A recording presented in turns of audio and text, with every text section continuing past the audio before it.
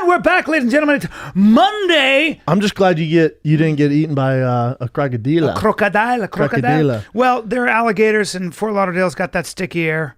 I had a sick grouping of shows. I've never seen you respond like on Twitter. You did a selfie in the mirror and put, "I'm just thankful for Florida." I've never done that. But it wasn't that fun. You know, you were dead serious. I was dead serious. It's very Dane Cook-ish. And then you tweeted out, I don't know what's going on. Maybe just emotional. And you know, when you're flying, that your emotions are extra high because you realize that there's about 3 inches of steel and you could die at any time. That's weird you say that. You know that? That's so weird you say that because I cry on the plane. You're more...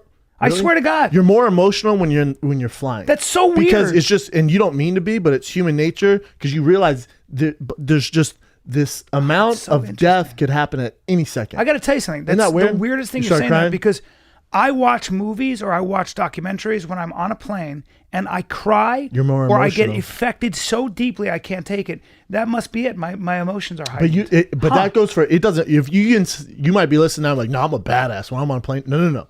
It's in your DNA where if you're in a situation like that, because you realize that there's 3 inches of steel separating you and how 10,000 feet in the 36,000 feet. Yes. Well, 10,000 because Wi-Fi. So like when we get to Wi-Fi, 10,000, you fall from there, it's game over. So you're more, even, because I might not mean to, but you're in a more of an emotional state. I always fly with a chute as well, but. Yeah, see, you're smart. Yeah, but Florida was fun, brother? Mask. It was great, but I think this is what it is. Okay, there's something about Latin people I feel not only comfortable around, but I love them. I'm basically married to one. I love them. Now, why do I love them? And I was trying to figure out why. I've never spent a significant time. I've never been to Latin America. I've been to Mexico, but that's it. I've been to Costa Rica, Dominican Republic, Costa Rica, but I've never spent a significant time in, say, Cuba or in Venezuela or South America. But when I'm around those people, I'm telling you that I don't only just feel at home. I feel at home. I feel like I feel like more myself. And when I perform for them, I feel like I don't know. I can do no wrong. I think it's because... Is your spirit animal Enrique Iglesias? It might be, but I think it's also because, remember, I grew up in the Arab world for 8 years of my life. And the Arabs tend to be very similar in the way they celebrate life. A lot of people think Arabs are very conservative and stuff. When you look at the Lebanese, when you look at like most Arabs in the world, I know recently we have this idea there are a lot of fundamentalists, but actually the Arabs were always known, including the Saudis, including anybody, because I went to college with a lot of them. They were always known to be just bon vivants. They love life. When you go out with a group of Arabs, they're incredibly hospitable because it's a huge part of their culture, and they don't let you pay for anything, and they celebrate. They don't drink, but they come to laugh and party. And it's not so much about business and what the plan is. No, it's more about it's crazy family, friendships. Culture. Yeah, right? I remember so vividly living in Lebanon, and my father trying to pay for dinner, and our friends, the Homsies, who were Lebanese, and they would fight. My dad was really big and Homsi was really big, and they'd be fighting physically. They'd be wrestling, and everybody'd be laughing. Who's going to pay? Yeah, and they'd have these incredible dramatic fights, and somebody would finally end up paying, and I'm going to get you next time. When you go to the airport in Lebanon, another thing as a kid, I remember this so well. When your friend came to see you, when they would greet somebody who came off the plane, the celebration, like marhaba, kifak, ya habibi. They would grab each other and kiss each other, and they'd carry the guy out on their shoulders. I mean, they'd go so crazy. If you remember Badahari, did you watch this last fight? Did you see all his fans trying to get into the ring? They were all Arabic. Nuts. Okay, yes. Moroccan, right? That's I don't know if he's Moroccan, but probably. Yeah, he's Moroccan. That's very Arabic. That's very it's not even like they know they're being dramatic, but it's a celebration. They're like, I gotta take a picture. He's my friend. I love you, man. Yes. And from my experience, I noticed the same kind of phenomenon with Latin Americans. They have such a joy for life. They're so connected. They have such a strong culture. Yes. And there's something about that makes me feel so at home. And the other thing that's fascinating about Latin Americans is there's no confusion for them. There's no gender confusion. Like men are men, women are women. and they both have their own power. They both accept it, yes. too. It's not like... And there's ritual and there's mystery in the relationship. And it's sexy. Sexy. The classic example is watch two really good salsa dancers. Watch the way they move together. Watch the way a bullfighter fights a bull in Spain. Watch the ritualistic male energy and the ritualistic female energy. Watch a Mexican boxer. 100%. The celebration. The celebration, that, but also his fighting style. A Mexican boxer, you're never going to see throwing the towel. You're never going to see give up. Huh? They stand in a phone booth and they'll die in the ring. Macho is just as pure now, as Mexicans, in my experience, also tend to be a little bit more serious. I don't know enough, but I noticed that Mexicans tend to be, maybe because my experience of Mexican people is that they're hardworking, working class people in Los Angeles. Mexican Americans, yes. Different animal. Tough, macho, but strong culture, strong bonds. But I love watching Mexican fighters because there's just no retreat, no surrender. They're badasses. That's like in their blood. Yes. You know what I'm saying? Yes. I don't know how to contrast the two, but by the way, in the Inland Empire, where there's a large population of Mexican Americans, some of the best crowds in the world. Yeah. So again, there's something about Latin people that they come to laugh. They come to celebrate. Long story short, you had a great time. Oh man, I love it. I love it. When they fight, they fight. When they cry, they cry. When they laugh, there's no... It's more about life. I hear you, man. Yeah. Anyway. Yeah, white people suck. Yeah, they're boring. They're boring. I'm just kidding. They're not as Two fun. white guys. They're not as fun. They're not as fun. I was in. Let's see. I was in. I did the Big Brown Breakdown on Friday. I'll tell you who carried their weight. Our boy Chin. Boy can hang with the Big Brown Breakdowns. Chin is, it'd be tough to do if you couldn't, my man. Thank you. It'd be tough to do. I'd be like Colin Coward in this bitch. You're getting a lot of hits on that Big Brown Breakdown. People like them. I dare to say it might be very popular. Yeah, we'll keep doing them for the main card. I'll do one this week for the fight, the Watterson versus Page fight. We'll do that. We'll figure that out. I like doing them. For a while, and I was talking to Aubrey about this on his podcast. I don't know when he posts that thing, but for a while when I first got out of the UFC, remember when I was going through that thing? I had like this resentment against the UFC. Mm-hmm. And you remember that I had like this anger, this Han, we could call it, this Han. I had this Han. You know what I'm saying? And it drove the show and my work ethic because there's this anger. And I was saying like, I don't know, man, probably a little more than that, 6 to 8 months ago. I think people can even tell on the show. I was driving down the PCH, and I'm just like, what are you so... You know me. Bryan knows me better than anyone. Like, I can be very hostile and confrontational when it comes to business. It comes from being emotional, too, when you think people are screwing you. Mm-hmm. And I'm the same way. Yeah. So I recognize it. But I was driving down the highway, and I was like, what are you mad at, man? Where's this anger? Look at... You're doing just fine. Uh-huh. You're doing stand-up, doing these live shows. The shows, what are you so upset about? And it's almost like, well, so it's against them. No, it's not. No, it's not. No. You're in your lane. They're in their lane. Yeah. The UFC wasn't like, hey, let's sign this deal to fuck over Brendan. Nobody's out to get us. No. Yeah. No, but I always make it about that, right? And I put all this pressure on myself and blah, blah, blah.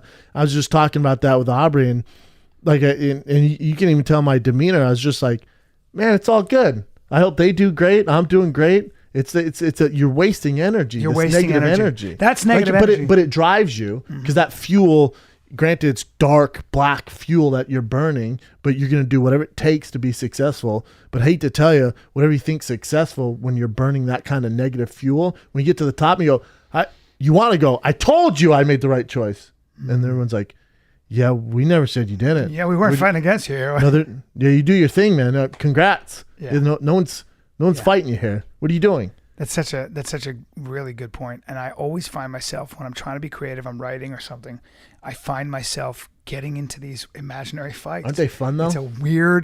It's just a weird, I'll invent being slighted by somebody and I'll just have this, like, what are you doing, man? Well, I'm getting myself worked up. And I wonder if it's evolutionary. Like I'm always trying to, like, maybe as men, we're trying to hone our fight skills. I don't know what it is. But it's weird because we share the same agent, and I'll have things, something happen, and then my mind, I'm like, I'm gonna do this, and I'm creating this fake argument, and then you and I get together, and it fuels more of the fire, and you talk to me like, that makes sense.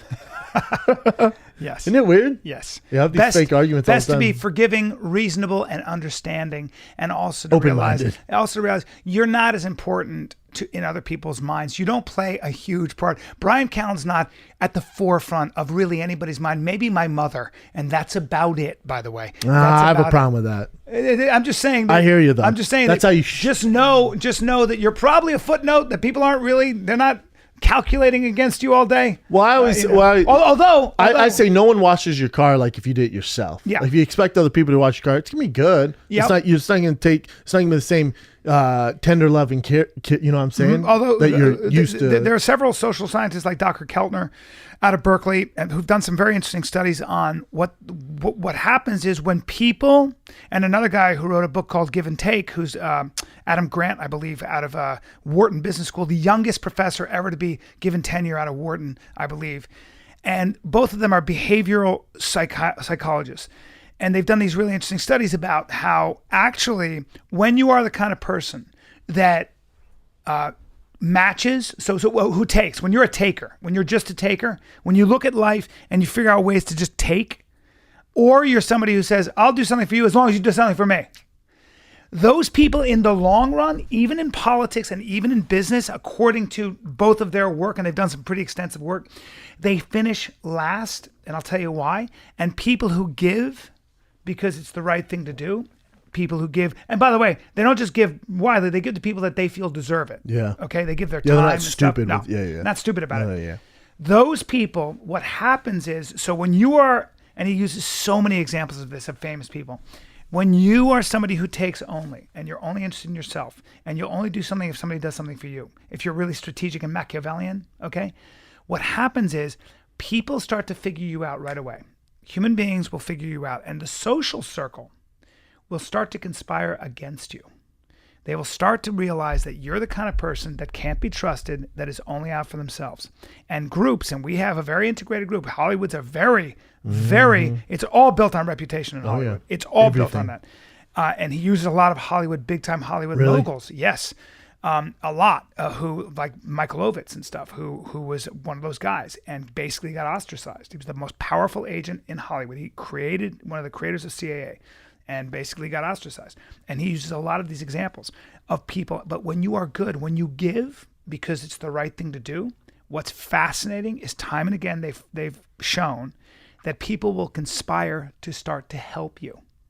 People will start to go, you know what? That guy's a fucking good guy. Yeah. He's done me so many favors. Mm-hmm. Let's give him, and anyway, it's both are very respected scholars who've done a lot of work proving that makes equation. Sense. Yeah. Because they're, I mean, I won't say any names, so there's people I know who will reach out and go, how can I help you with your show? How can I do this? But they just want, you can tell. And that isn't, but why do you know? I don't even respond to them. But why do you know? Because you give everybody the benefit of the doubt. You know because you know. Like because it's so clearly strategic that you're like, that doesn't feel right. I know you're lying. I know you want something because that's how you come across. They also say that human beings have been communicating far longer than they could use language. We started as grunting caveman, whatever, where we are. And so human beings are very in tune to reading body language. We can read everything. Yes. You can see somebody coming toward you and you can tell almost immediately how hostile they are. That's why women are very good at that. Women learn how to read danger very quickly. It's why the Israelis use a lot of female bodyguards. That's right. Because they pick up on shit men don't, because the world's way more dangerous. They see the world different. They see threats before they happen. They can read body language. They can read. I knew this one woman who had she ran a brothel in Venice. Yeah, she ran a brothel. Still open? I can find out. She ran a rub off club. Main Street. She ran a rub club. Rub and tug or a brothel? Big difference. It was a brothel. It was a brothel. Okay. And you know what they used to do? The first thing they would do is when a man came in, because they would get robbed, because you can get robbed all the time. It's cash only. Usually. So what they would do is they would hug the guy. And why were they hugging him? One would hug him, and the other one would get behind him. Why were they hugging him? It's time to party. Check for weapons. Oh. They were checking to see if he had a gun. If he's a cop, did he have a gun? Does he have a badge on him? Ooh. And they got real good. A real good hug. And here's the other fucked up thing that she knew. She would say, well, I knew this one guy was a freak. I go, why? She goes, his temperature, you can just tell. I go, what do you mean? He goes, his skin was clammy and cold. How about that? I don't trust fucking clammy and people either. These women had been with so many men through so long. They could smell, they could feel, taste. They could sense, and they could taste a freak. Just covering all They could senses. taste a dangerous man. They would, when they put ads out before, like they would always tell young girls, they'd see a young girl and she'd put an ad out where she'd have a choker on and she'd be looking up at the camera and they would go, don't put that out there. And they go, why? He goes, you're going to attract dangerous men when you do that. Super dangerous. Because men who like to dominate and choke you, they're gonna call you. So there's a way to take a picture and put an ad out where you don't attract that kind of a dangerous man. I was watching the show where I couldn't believe it. She was a call girl, and they were saying she's a call girl and she gets raped probably once a week. Damn. But this is my thing. She gets raped once a week? It's just the standard. And she's like, yeah, I'm like an alley cat. Like it happens. Eventually the alley cat gets hit by a truck. I was like, goddamn, bitch. You need Tony Robbins in your life. Something. So in other words, you need Jesus. In other words, they have sex with her. You need Jesus. You don't pay her. No, kick her out. That wouldn't be rape. That'd be shoplifting. That would just be stealing. Yeah. Rape. You call a call girl, and then she's like, "How's it going?" And I guess you force yourself on her. Like, does that? Jesus Christ. Like, what kind of morons? Again, you're probably going to attract psychotic men. But what they were saying is, she was saying this. She goes, she was an older alley cat, an older alley cat, and guys with mommy issues, something like that, would treat her like pure shit. Yeah. She's like, yeah, I can tell right away because I meet these guys. They might be young, and their mothers left them or treat them like shit, so they take it out on me. They say that a lot of men that hit women are like that. They had their mothers left them. They have abandonment issues. So the first thing they'll do is they'll ask the girl for her phone. I want your phone. I want the code on your phone. And they get really controlling. Why? Their mother left them. They don't want her to leave. And if you leave him, he's going to beat the shit out of you. If you hint at leaving, if you are unfaithful, if you look at a guy, they'll give you a beating. What a scary life, though, to be one of those call And girls. the fucked up thing is women are drawn. Some women will keep choosing. My friend's sister, he just had it with her. And he said, you know what? I realize she's attracted to dangerous men. She's drawn to that. She's drawn to dangerous men. She likes dangerous men. She likes men that are abusive. And I keep trying to help her, and I'm just done. Because she's going to keep picking the same fucking guy. We do this as human beings. We repeat patterns. We repeat trauma. Yeah, it's weird. Yeah. Because you would think if you had an abusive mother or father, then when you're at age and you're looking for a companion partner in life, you'd go exact opposite. Like, well, I know how that story ends. Yep. Fuck that. Nope. But in our DNA, it goes, well, no, that's what you like. Well, no, that's what you're used to. So there was a documentary on a girl who did the world's largest gangbang. I don't know if you ever saw it. Well, that'd be a porno, wouldn't it? It wasn't a porno. It was actually a documentary because they showed it, but they didn't show the actual penetration. It was actually a documentary. Well, how many guys are we talking about? I think she did something like 150 or some crazy amount. In a day? Until she had a tear and she had to stop crazy. But the bottom line all races? Anal and all that stuff. But all races? Yes, everybody. All guys signed up. A lot of professionals and guys, they put out an ad. The point is that she said, the girl who I knew who was a call girl, she said, she goes, oh, she was gang raped as a kid, I can guarantee it. And I went, what do you mean? She goes, and sure enough, in the documentary, she talks about how she got gang raped. And so the girl I talked to said, she's reliving that trauma, but this time she's in control. And it's her way of getting power over that trying to conquer event. that kind of demon. Now she's reliving it, but this time it's on her terms. Yes. And that's also very human. So a lot of women will do that. Now I have a huge heart on right now, and I'm sorry, guys. And I know this is not appropriate. Hey, I look down, and I'm just like, dude.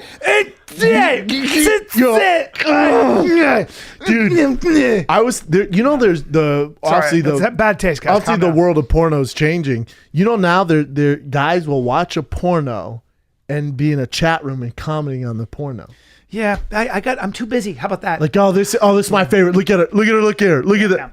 No. How weird is that? Here's what I do. I'm in my hotel room. I'm 50. I'm crouched over. I look like a jumbo shrimp. I'm crouched over. You're buying the one. Are you the guy that buys it on demand? Sure don't. I just go to. How do they make money doing that? XNXX, and I just tug for about a tug with my tongue jutting out the side of my mouth. I'm just hunched over. 50 years of shame. The grandfather clock balls just going to work. Dirty old balls. And I dust comes out, just dust, because I'm old. I come dust. And I just go, and I go like this. I just say sorry. I go, sorry, in the wind. I just go, sorry. And I can't look at myself in the mirror. I can't even stare at myself in the mirror. Yeah. I go, wipe it up, and I go to sleep. I get in the fetal position. And cry yourself to sleep? Yeah, I cry myself to sleep. Well, because I was just in a hotel. Sorry, sweetheart. I was in a hotel, and I apologize. Gotcha. How old are you? You're 24 years old. Apologize. I'm talking this way. I'm a disgusting man. Look at me. And hey. She knew what she signed up for. I'm kidding. No, I'm not. She knew what she signed up for. Look, I'm totally kidding. No, I'm Hey, not. but I was in a hotel. I was in a hotel this weekend. I was going through. I was like, I'll watch a movie tonight.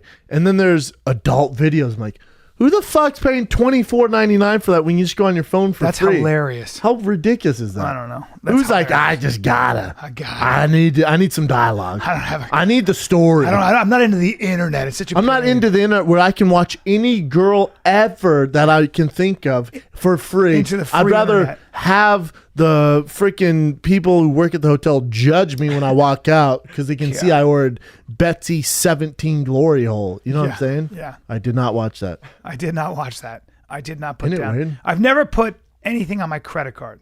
And by the way, I don't really watch porn anymore because it doesn't do anything to me.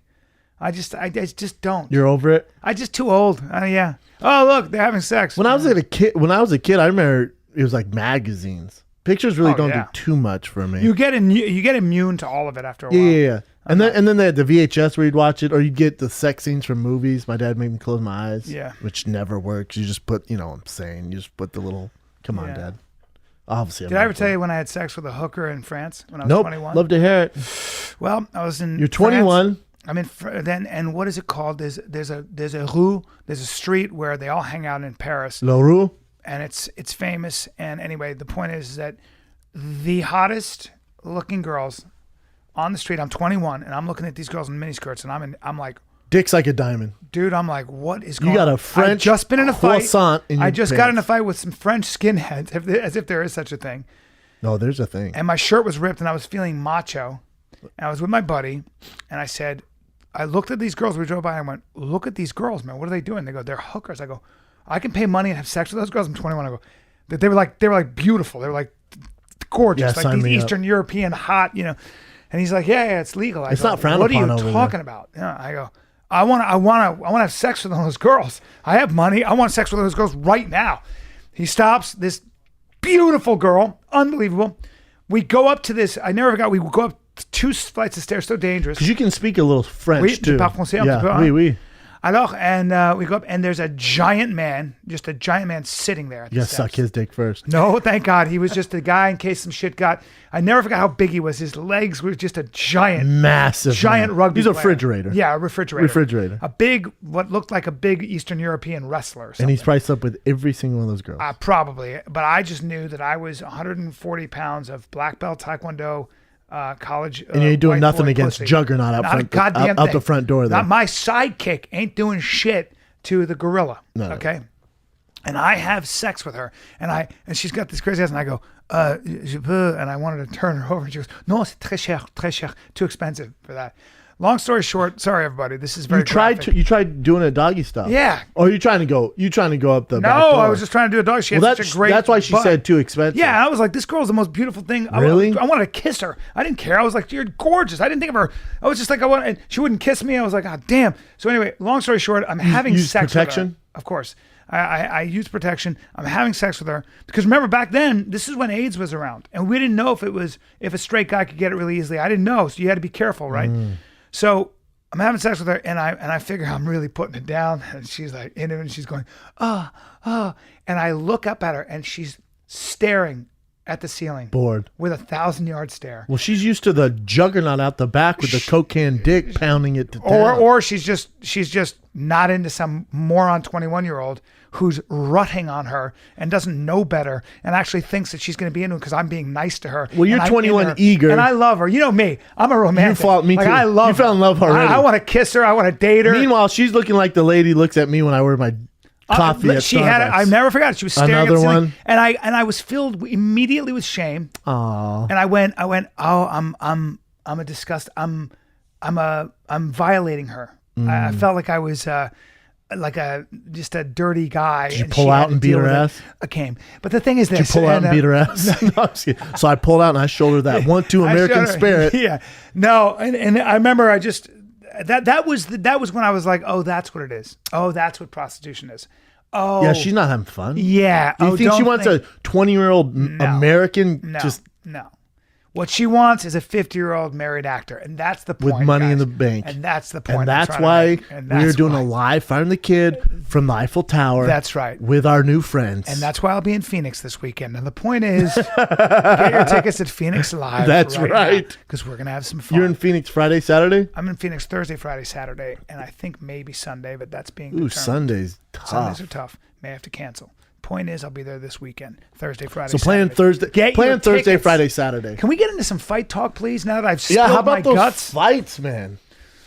Now let me just preface this before, and I'm gonna have to watch the fights over because I did about 6 hours of BJJ commentating for on an invitational. Amazing jiu-jitsu. But that's pain. Long for time. You. It's a little bit of pain for you. It's a lot of work. It's not. I enjoy doing. I enjoy that level of BJJ. High level. I like being around it. These 9-year-olds, there's 9-year-olds competing. God, dude, it's the you're seeing the game change and the evolution of jiu-jitsu. I was like, how old are they? He went 9 and went, what? Wow. Doing X guard, sweeps, reverse triangles, inverted triangles, kimuras. I mean, it was just like, what the fuck? Let me ask you this. And this is the other thing, and then ask your question. Yeah. I'm watching all these guys. There's a 17-year-old phenom. He's 17, so the way traditional jiu-jitsu works, I don't think you start getting belts till you're 16. So technically, he's a blue belt. But he competes Abu Dhabi, all these huge events. I forget the young kid's name.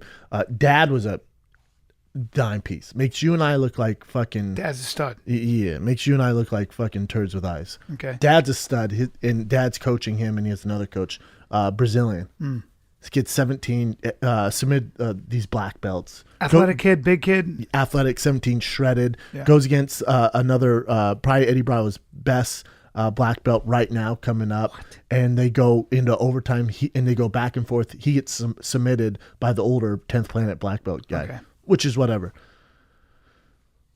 But the other commentators are there. The guy he does the jiu-jitsu podcast, great podcast for your balls deep in jiu-jitsu. And then there's another gentleman who's the ref, and they're telling me that a lot of these kids in there, they're homeschooled and they dedicate their life to jiu-jitsu. Ooh, that's And I know you're on the same page with me. And I went, even on air, and if you guys listen to it, I don't hold back. I went, they're what? And he goes, yeah, a lot of these kids, they're 14, they're homeschooled, and so they can dedicate their lives to jiu-jitsu. I went, I get the passion. Yeah. I get the passion. Do you guys realize that there is zero financial security in that? I'd rather them be homeschooled. They do this with tennis. I'd rather them be homeschooled and try and be an actor. Yes. I'd much rather them do that. Yes, they do. I know they do. And tennis, for example, where you can make millions and millions of dollars, that is how you have to do it. You're not competing in the bigger game in tennis unless you're homeschooled, unless these kids play like 5. But that's tennis, which has a whole circuit. You have Tag Heuer sponsors. You have Porsche as a sponsor. You have there's the payoff you can see if you do get to that level, you make bank.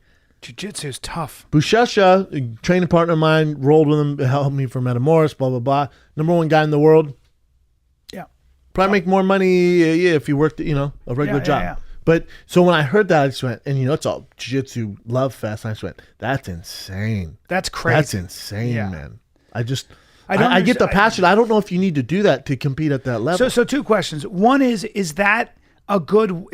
Are they doing that because they? Was this your original question, B? I didn't mean to interrupt. No, I have 2 questions. One has to do with, yes. Is that because they want their kids to be great MMA fighters and this is their base? That's the first question I'd have. We don't know. But here's the other question. I talked to Rogan about this. He said almost everybody he knows, and you're one of the few exceptions, but even you, everybody knows who's been doing jiu-jitsu for forever has major neck and back issues. Is that good for a kid at 9 years old, or is it better to start that age because you can probably protect yourself? I mean, and is that true? I don't know. I think if you do it I think it's case by, but I mean, of course there's going to be back issues and some neck issues if you're doing it that much. And it depends who you're training with, because you are, cranking on the neck, cranking, and a lot of movement. So, but if you eat healthy, you treat your body right. I mean, Henner, the healthiest guy I know, he's had some neck issues, but he does it every day, rolls with these newcomers, blah, blah, blah. I mean, you're gonna have some issues. It's like your knees are gonna hurt when you play football. Yeah. But it's also like, boxers, his hands are gonna hurt. Yeah. Like my wrists are fucked up from boxing. My neck's fucked up from wrestling and jiu-jitsu. Yeah. It's kind of what you sign up for. Yeah. But it's nothing too crazy. But Rogan has a point there. It comes to the territory. But I was baffled because they were amazing. Don't get me wrong, they're amazing. I was just like, the sport's nowhere near that level where let's say you have the next LeBron James of jiu-jitsu. Even if he's LeBron James of jiu-jitsu, the sponsors aren't there. The TV network's not there. It's not even an Olympic sport. Well, there's nothing. Yeah. There's just and they're like, well, we're in the leather helmets. I'm like, but even you can see how the NFL is going to be the NFL. You can with jiu-jitsu. Jiu-jitsu is a hard sport to get a lot of spectators unless you're a jiu-jitsu guy. I was baffled because I would never let my kid do that. I love grappling and wrestling, but even for me, it's tough to watch. And I'm on their side. I love the artistry. I'm balls deep in it. And after 4 matches, I'm like, you know what you're looking at. Yeah. Metamorphs, like watching paint dry.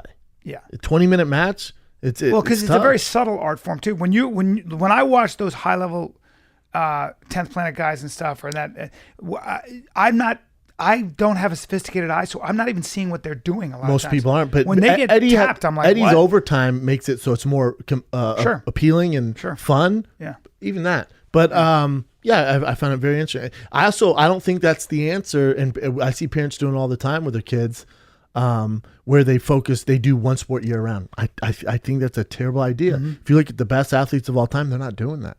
I mean, tennis is different.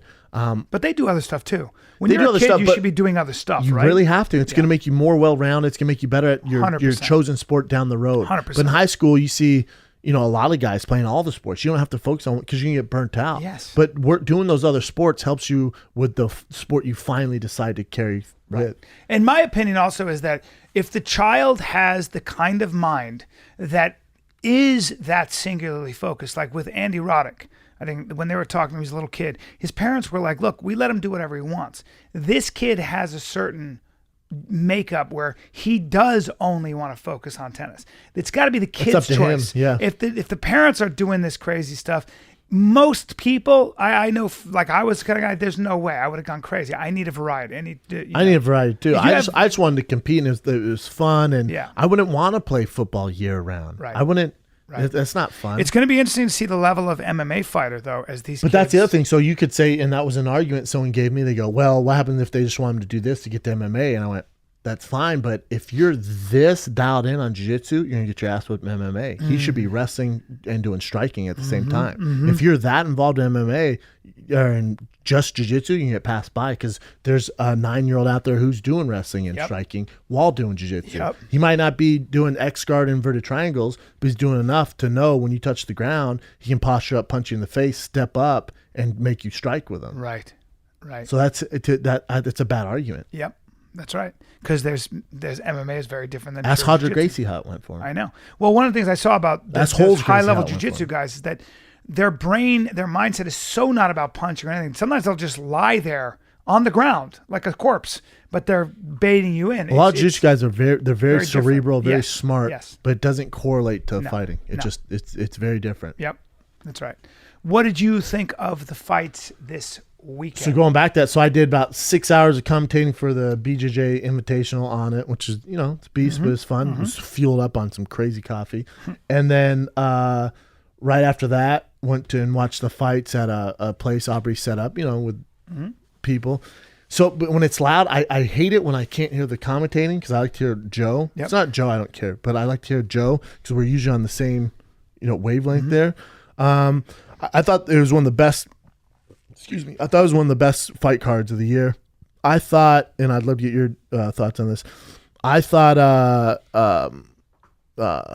Superboy Choi and fucking great fight. Cub Swanson. Fight of the year. Probably one of the best fights in the last 5 years. Unbelievable. And I was watching. I was around people, and they were going, oh, and ah. And I looked at Aubrey. I went, hey, I know I exaggerate all the time. and I don't drink at all, so I wasn't drunk. I was high on Diet Coke. I went, am I crazy, or is this like the most insane fight you've ever seen? It was, and he goes, no, it's insane. I went, maybe I just kept watching jiu-jitsu all night, but this is ridiculous, Crazy. man. First of all, that I gotta watch it again, but I even tweet out, we shouldn't call him Superboy anymore. That's Super Zombie, son. Like well, his chin. That kid can take a short. See his face afterwards? Yes. And he is, the idea that he's that bad when he looks like that, he is a short-haired, he's a beautiful He's Chin's favorite fighter. He's a beautiful. Watch your mouth. He's a beautiful Chin's young favorite man. fighter. Beautiful young man. Young boy. And I'm going to say this: if he wanted to dress in drag, and this is all due respect, because he's a man. He'd fool the kid and I. Yeah, he's the kid and I run a train on him. Like, what is that? He's beautiful, and he looks so. Excuse me, sir. Are those chopsticks in your pants? He looks like he should be. I swear to God, he looks like he should just be. He dances. He looks like a dancer. Doesn't he? When he came out, and I knew a little bit about him, but not a lot. I've seen like the highlights. I know he's a knockout artist. Knocked all these guys. Yeah, I say it all with respect. He's a bad. I was the same way, but I've never seen like the whole thing. When he's walking, I was like, "Is this dude serious?" Yeah. Like he looks like a punk. Do not judge a book. Like he looks like a punk. Do not judge that a book little by its dude. cover. Yeah, he was trying to take Cub's head off. He does not fuck around. His Han is so deep. Oh, deep, bro. He's so deep. He went Pokemon on that ass. Hashtag no racist. So Pokemon. Han. Dude, his Han was so dark. Yeah. That gives him never the power. Confuse, never say, I believe Pokemon is Japanese. If you ever. Koreans love it too, though. If you ever correlate a Japanese anything with Korean, the Koreans will cut your throat. No, There's I deep checked hatred. with Chin before, though. Koreans like it too. All right. For now. But Chin is like, Superboy, how fun is he to watch? Oh, my God. This is the problem, though. And I know you guys are like, oh, here we go. Whenever a fighter has that magnitude of a fight, look at his other fights. He's never been touched. Yeah. He's knocked everyone out. Whenever a fighter takes that much damage, and he has one of the best chins of all time, and Cub Swanson's an absolute monster, blah, blah, blah. They're typically, and how old is Superboy? 25, yeah. He's young enough. He's had a lot of fights though, but they're typically, and you can see this with JDS. You can see this with Roy Nelson for a little bit. Saps you can see this with they never come back the same. When a fight of that magnitude, of that many rounds, it'd been better for his career if he got knocked up. Not for the fans. This is let's say I'm part of his team. Let's say I'm Korean and I want the best for this kid. Yeah. It would have been best for him if he got murked in the first round and didn't suffer any more of that damage. Because if you're a Superboy fan and we love him even more and his star power is even higher, even though he lost that fight, when you take that many shots, trust me when I tell you, it's usually very tough, and history would prove this, that he comes back the same. There's some exceptions. Robbie Lawler would be an exception, right? Name a fight where Robbie took that type of punishment. To the head, yeah. Name a fight though. Yeah. You're talking about a career. You're talking about a career as a son. Yeah, but I name a fight where he's taken that kind of punishment. I think Robbie had a lot of took a lot of damage. I think he's talked about this in practice, and then took a long time off and stopped sparring. He stopped because he was getting knocked out. Yeah, so he just took That's a different. long time. You're talking about something different. Yeah. He was getting knocked out early. Yeah. He was fighting guys getting knocked out. Mm-hmm. No, you look at JDS. No, you're right. You're right. And he's having a resurgence right now. Kind of fights once every fucking 9 years, but he, not the same. No, yeah. There's no doubt that kind of it could be at that smaller weight. It might benefit him. You know what I'm saying? Because look at a guy like Leonard Garcia or certain guys, but there comes a time, man. So let me ask you this: it bums me out. It doesn't bum me out. That was fight of the year, hands down. Fight of the past 5 years. It'd be Robbie. That fight was amazing. This fight was better. I thought this was seriously. I was texting with my friends, and I'm like, am I just saying this, or could this be one of the best fights of all time? Isn't it weird? I really felt that way, and I thought maybe it's because I was excited for the moment. But it was almost nonstop, and it was huge hits back and forth. Yeah, it was freaking. Like amazing. I thought at one point Cub was gonna, and I thought, how about Cub? How about Cub? Dude, he was so awesome. Unorthodox, so awesome. But that fight, I was like, oh my god. So what do you do with Choi next? What do you do with Superboy next?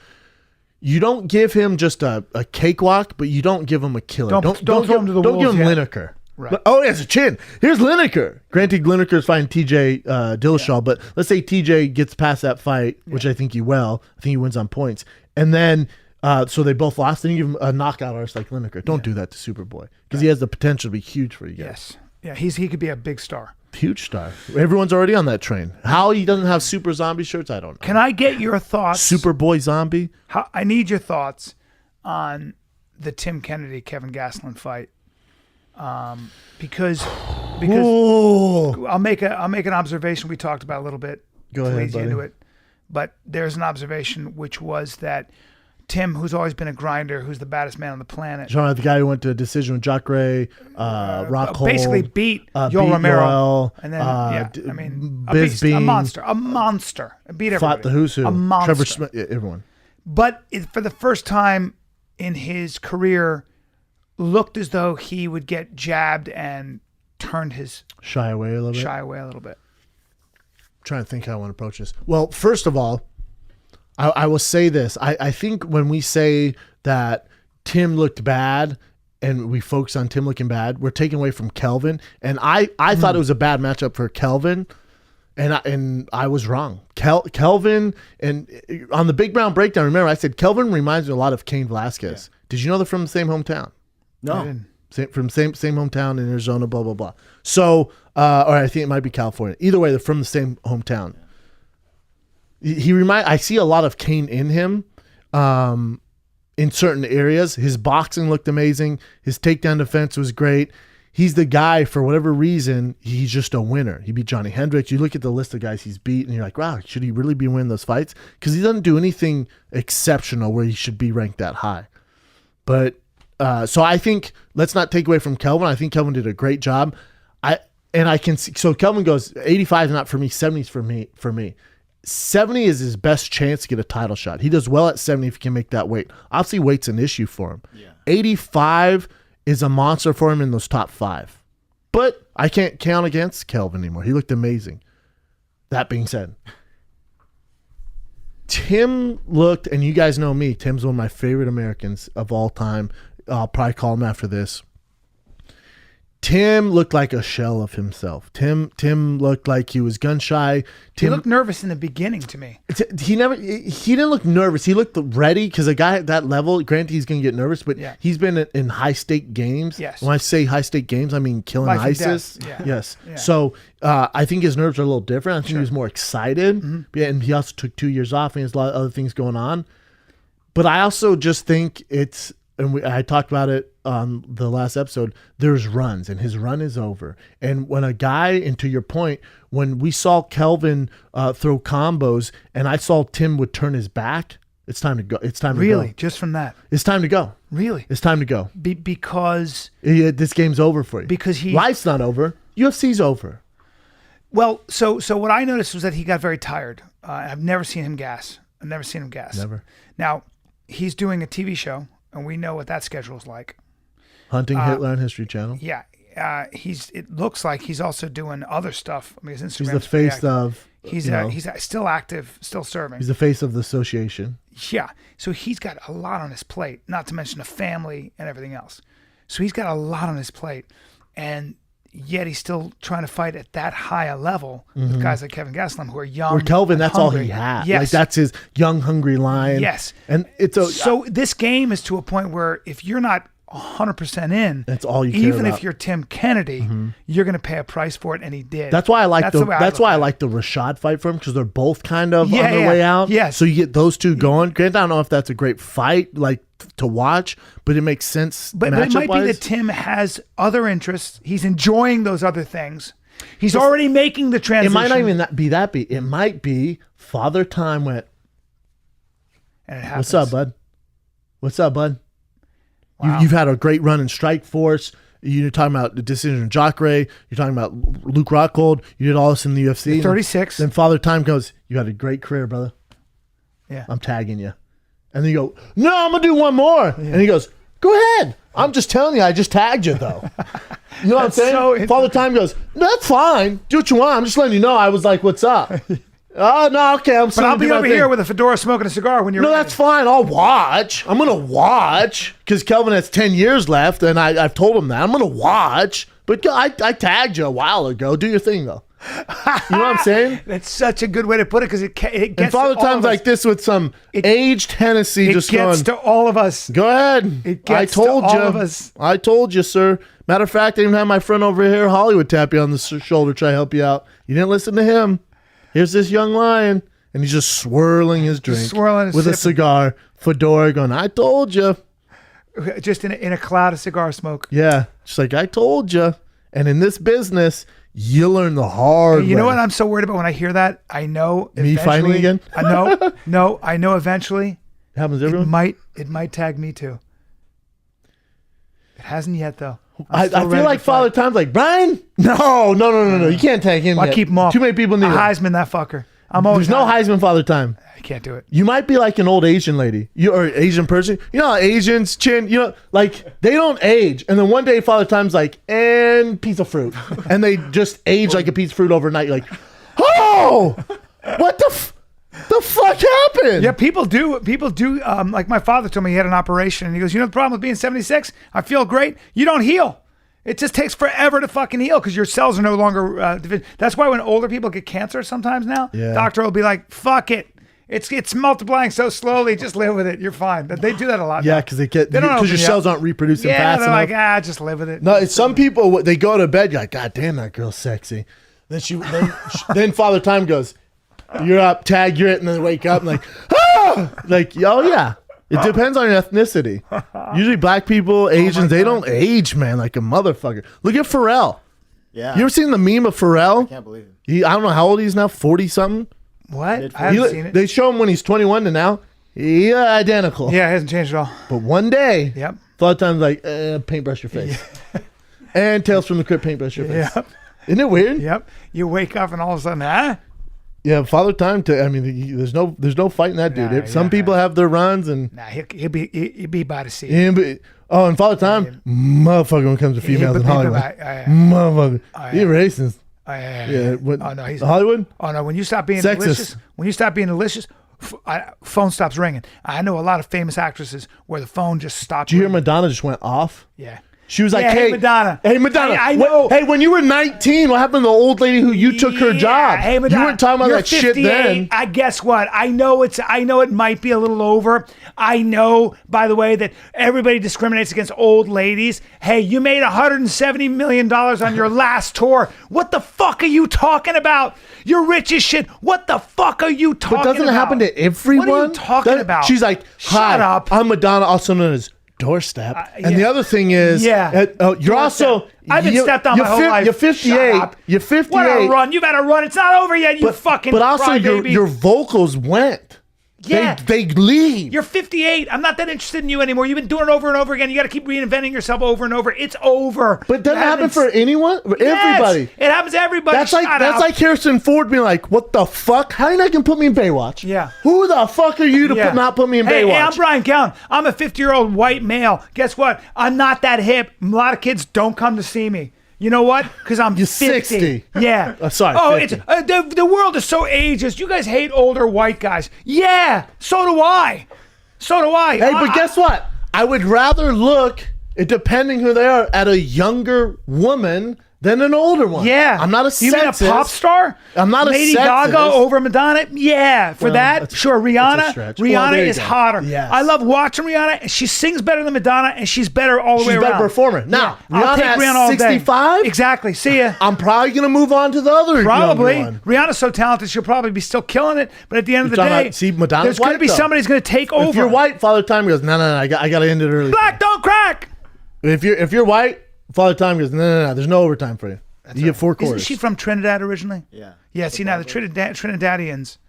There's something about that. There's something about those people.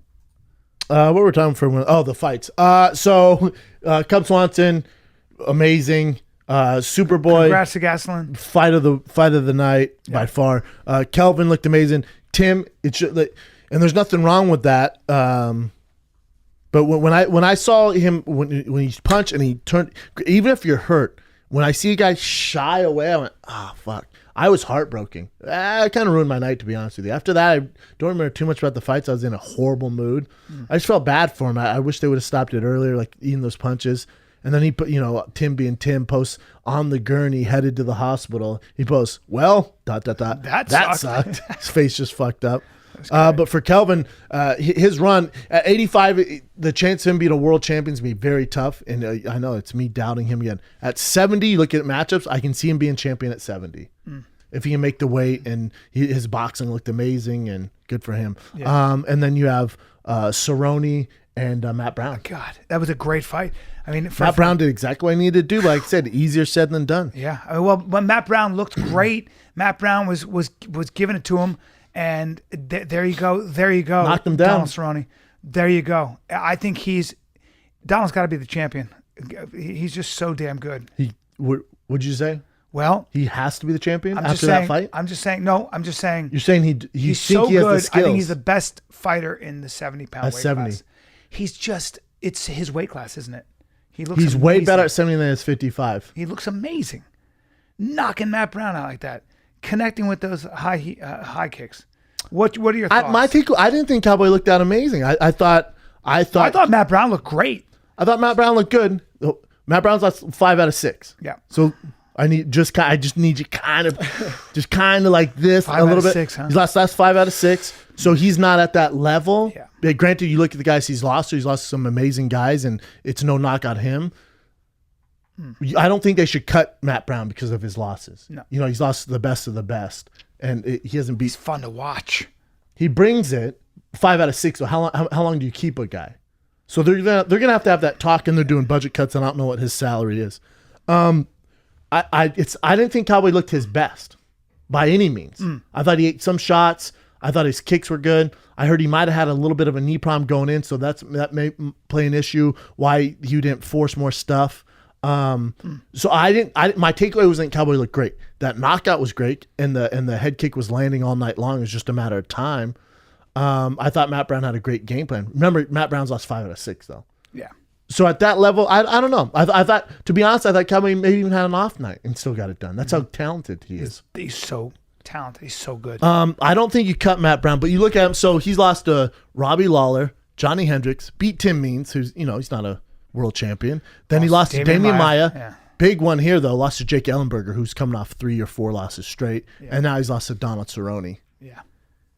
What do you think? There's exceptions to the rule, and Matt Brown would be an exception. What he brings to the table, and he's never been in a boring fight.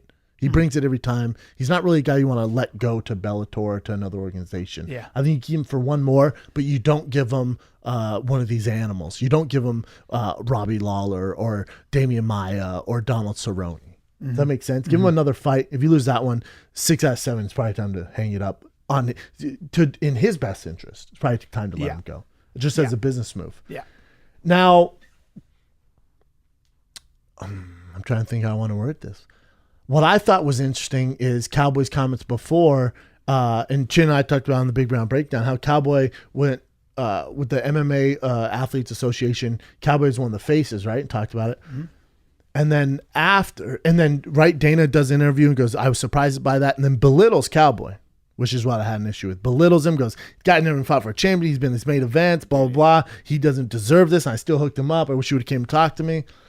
And then Cowboy goes and I guess he meets with Dana, and they're all good. They're all good, and Cowboy's fine. Everything's okay. And this reminds me of, and I'm not comparing Dana to a shark or a lion here, but whenever a lion attacks, and I always talk about how you have to be a team. If this, and I have a meeting after this to speak about it, but that Mixed Martial Arts Athletes Association, you have to be think of fucking 300. Think of the Spartans of 300. Mm-hmm. Think how strong they are as a team. Mm-hmm.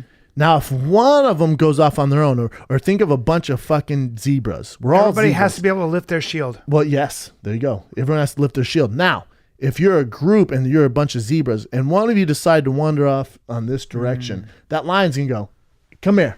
Especially if you're a badass zebra that can kick people in the face. Mm-hmm. He's going to go, come here, let me talk to you. He's going to convert you into maybe fuck that tribe and let's go hang over here. Mm. So my thing is with Donald, and if you're going to call yourself a cowboy, cowboys don't listen to that. Does that make sense? So, right. So it's tough because Donald, he has so much to lose. More, and to be honest, he has more to lose than anyone on that panel. Yes. Because he can be a champion. He's in the middle of a thriving He's never looked better. He's never looked better. He can be the champion at 70. Dana controls that fate. Yep. So as a friend of his and as a fighter, I go, I get it, man. I get it. You got to talk with him. You guys came to an agreement. And they have history. They've been friends for a long time. They've known each other a long time. Careful, because you're friends with a promoter. You're friends with the shark. Right. At the end of the day, the shark has to eat. But they've been... And the shark has to eat. Right. Don't get twisted. There's a big difference between friends and then being friends with a promoter. Huge difference. Of course there is. Because if Donald loses 3 in a row, that friend doesn't answer your phone call anymore. Oh, that friend's not giving you sponsor anymore. That friend's not paying for you when you get in trouble at bars. The big difference. Because we're friends. Right. And no matter what, if I lost 9 fights in a row, I can call you. You're going to help me. Big difference. Yeah. It's a business friend relationship. Yep. There's a reason why they didn't single out Tim Kennedy and take him to the side and talk to him. They didn't take Cain Velasquez to the side and talk to him. You're not talking to those guys. They get the shiny guy. You're not talking to those guys. You're talking to the guy who's the most easy to manipulate and the guy who has most the visible. No, because GSP's there, but the most to lose. Does that make sense? Most to lose, yeah. And I'm not mad at Cowboy for it at all. And I think, and it's not a Cowboy issue, it's the association's issue. Because you guys should have had your shit together where you're a unit. Where everyone, hey man, they might talk to you here. Here's what's going on. But we don't know what the talk was with him and Dana, right? We don't know anything about it. Maybe we do. All right.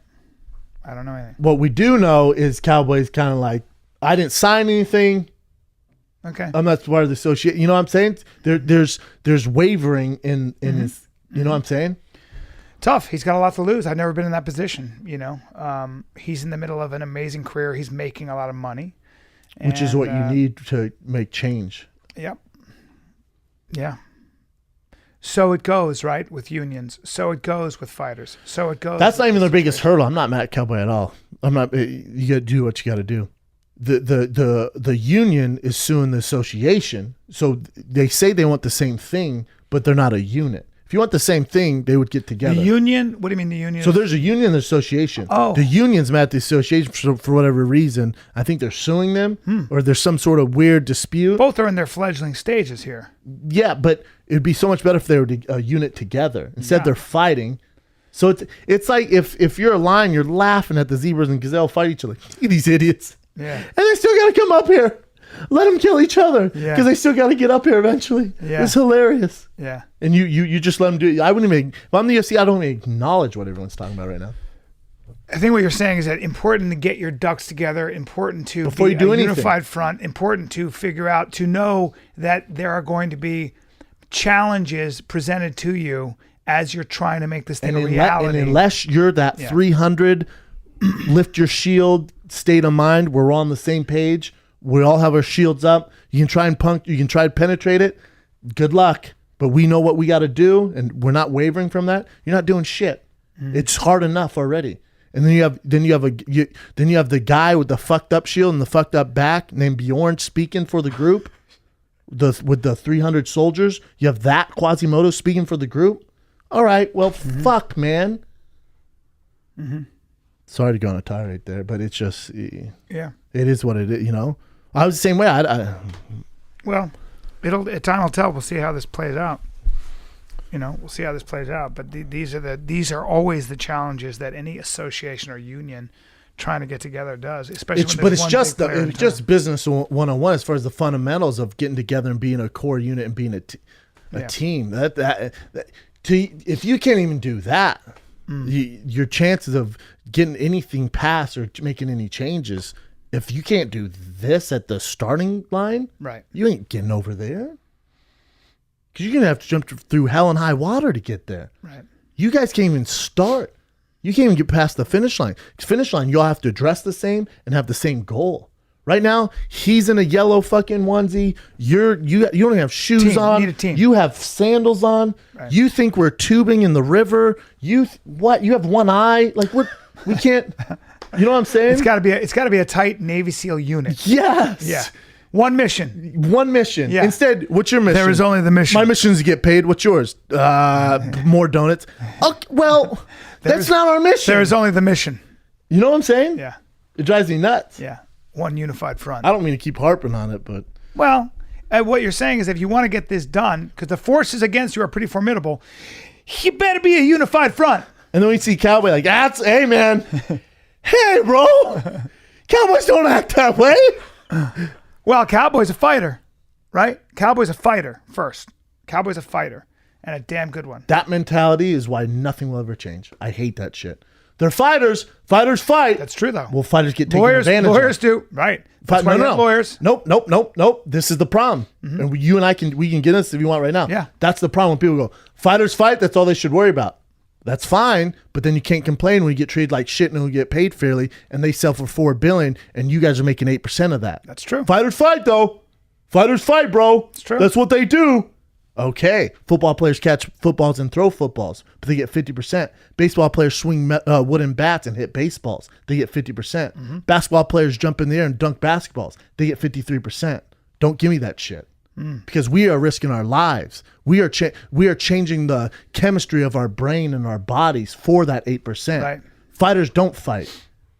Fighters need to fight, and they need to be intelligent, and they need to have a game plan, be on the same page. So when you finally do retire, you have something in the bank. You have something to look forward. Otherwise, you're going to be broke, brain trauma, and good luck finding a job because you spent 10 years of your life dedicated to this sport. You hear that? Preach. That's a good distinction.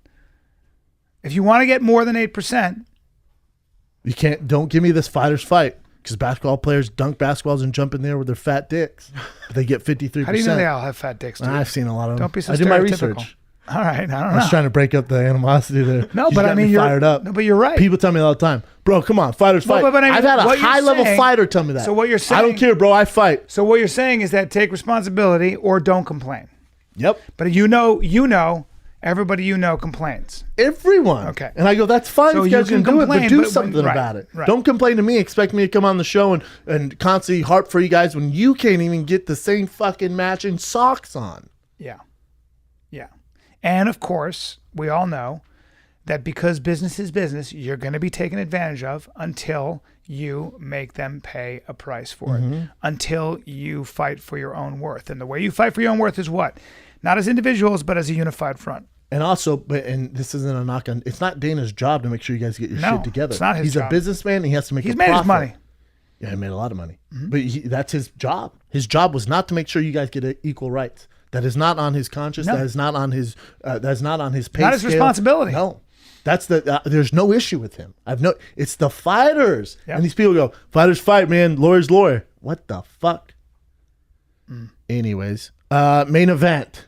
Anthony Pettis, Max Holloway. I thought Anthony looked good. Broke his hand. He broke his hand, but I thought he looked good. And he broke his hand. I still think he's right in there.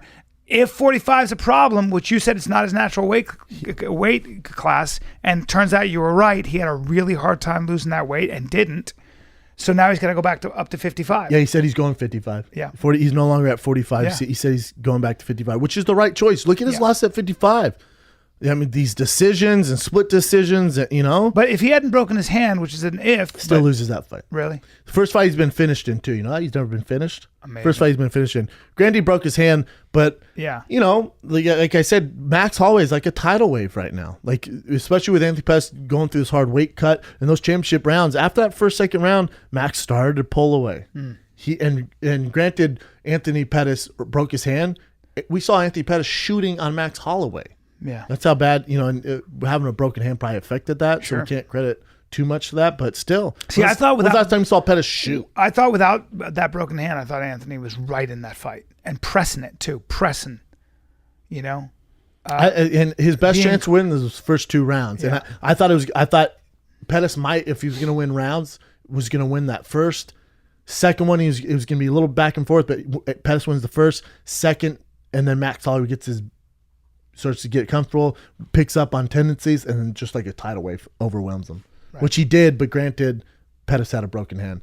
Doesn't matter. I think Holloway wins that fight 9 times out of 10. He really does. Now 55, different story. Doesn't matter. Max Holloway's fighting Jose Aldo next. So that's Jose Aldo versus Max is the next fight. And we don't know if Father Time's touching Jose. I don't know how they do it down in Brazil.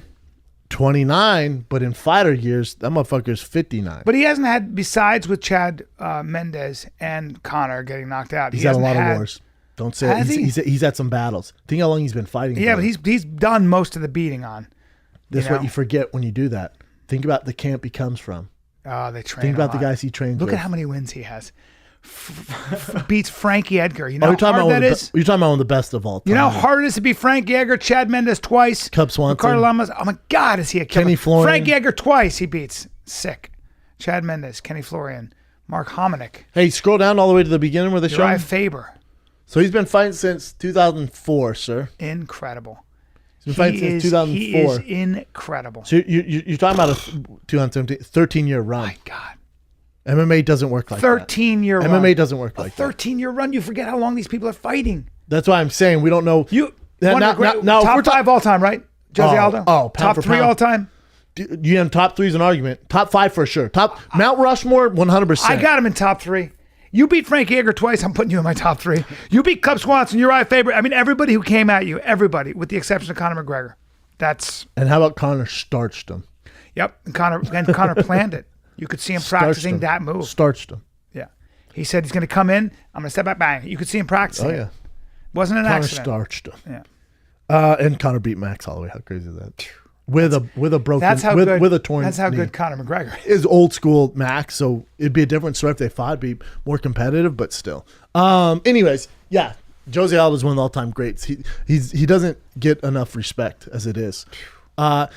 Listen, if it's Jose in prime, Jose and the way he fights, he looked good against Frankie. That's a tough fight for Max. Yeah, Max checking those leg kicks is gonna be something that we really haven't seen. Yes, but I have seen people shut his leg kicks down.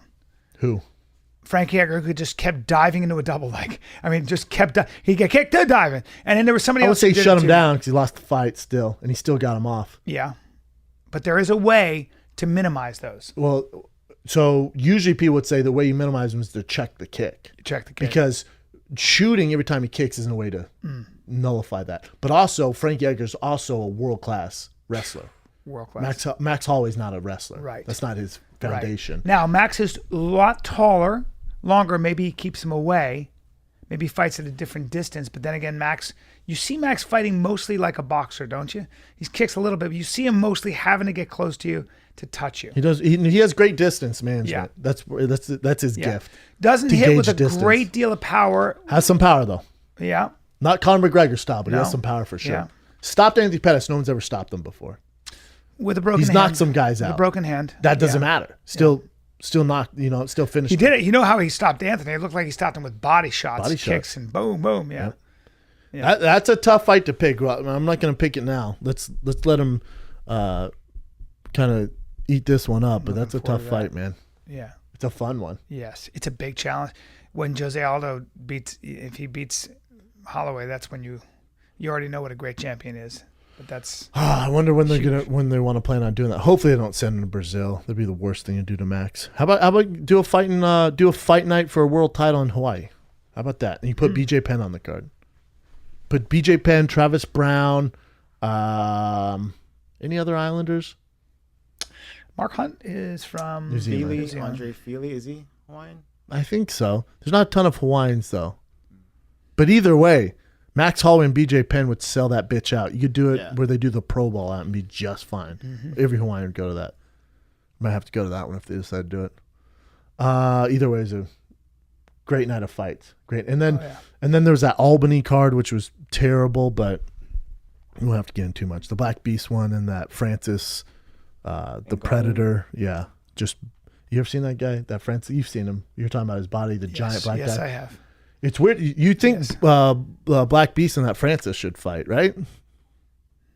I mean, you don't want to kill two prospects, but who won with Lewis and did you see that fight with the Russian guy and Lewis?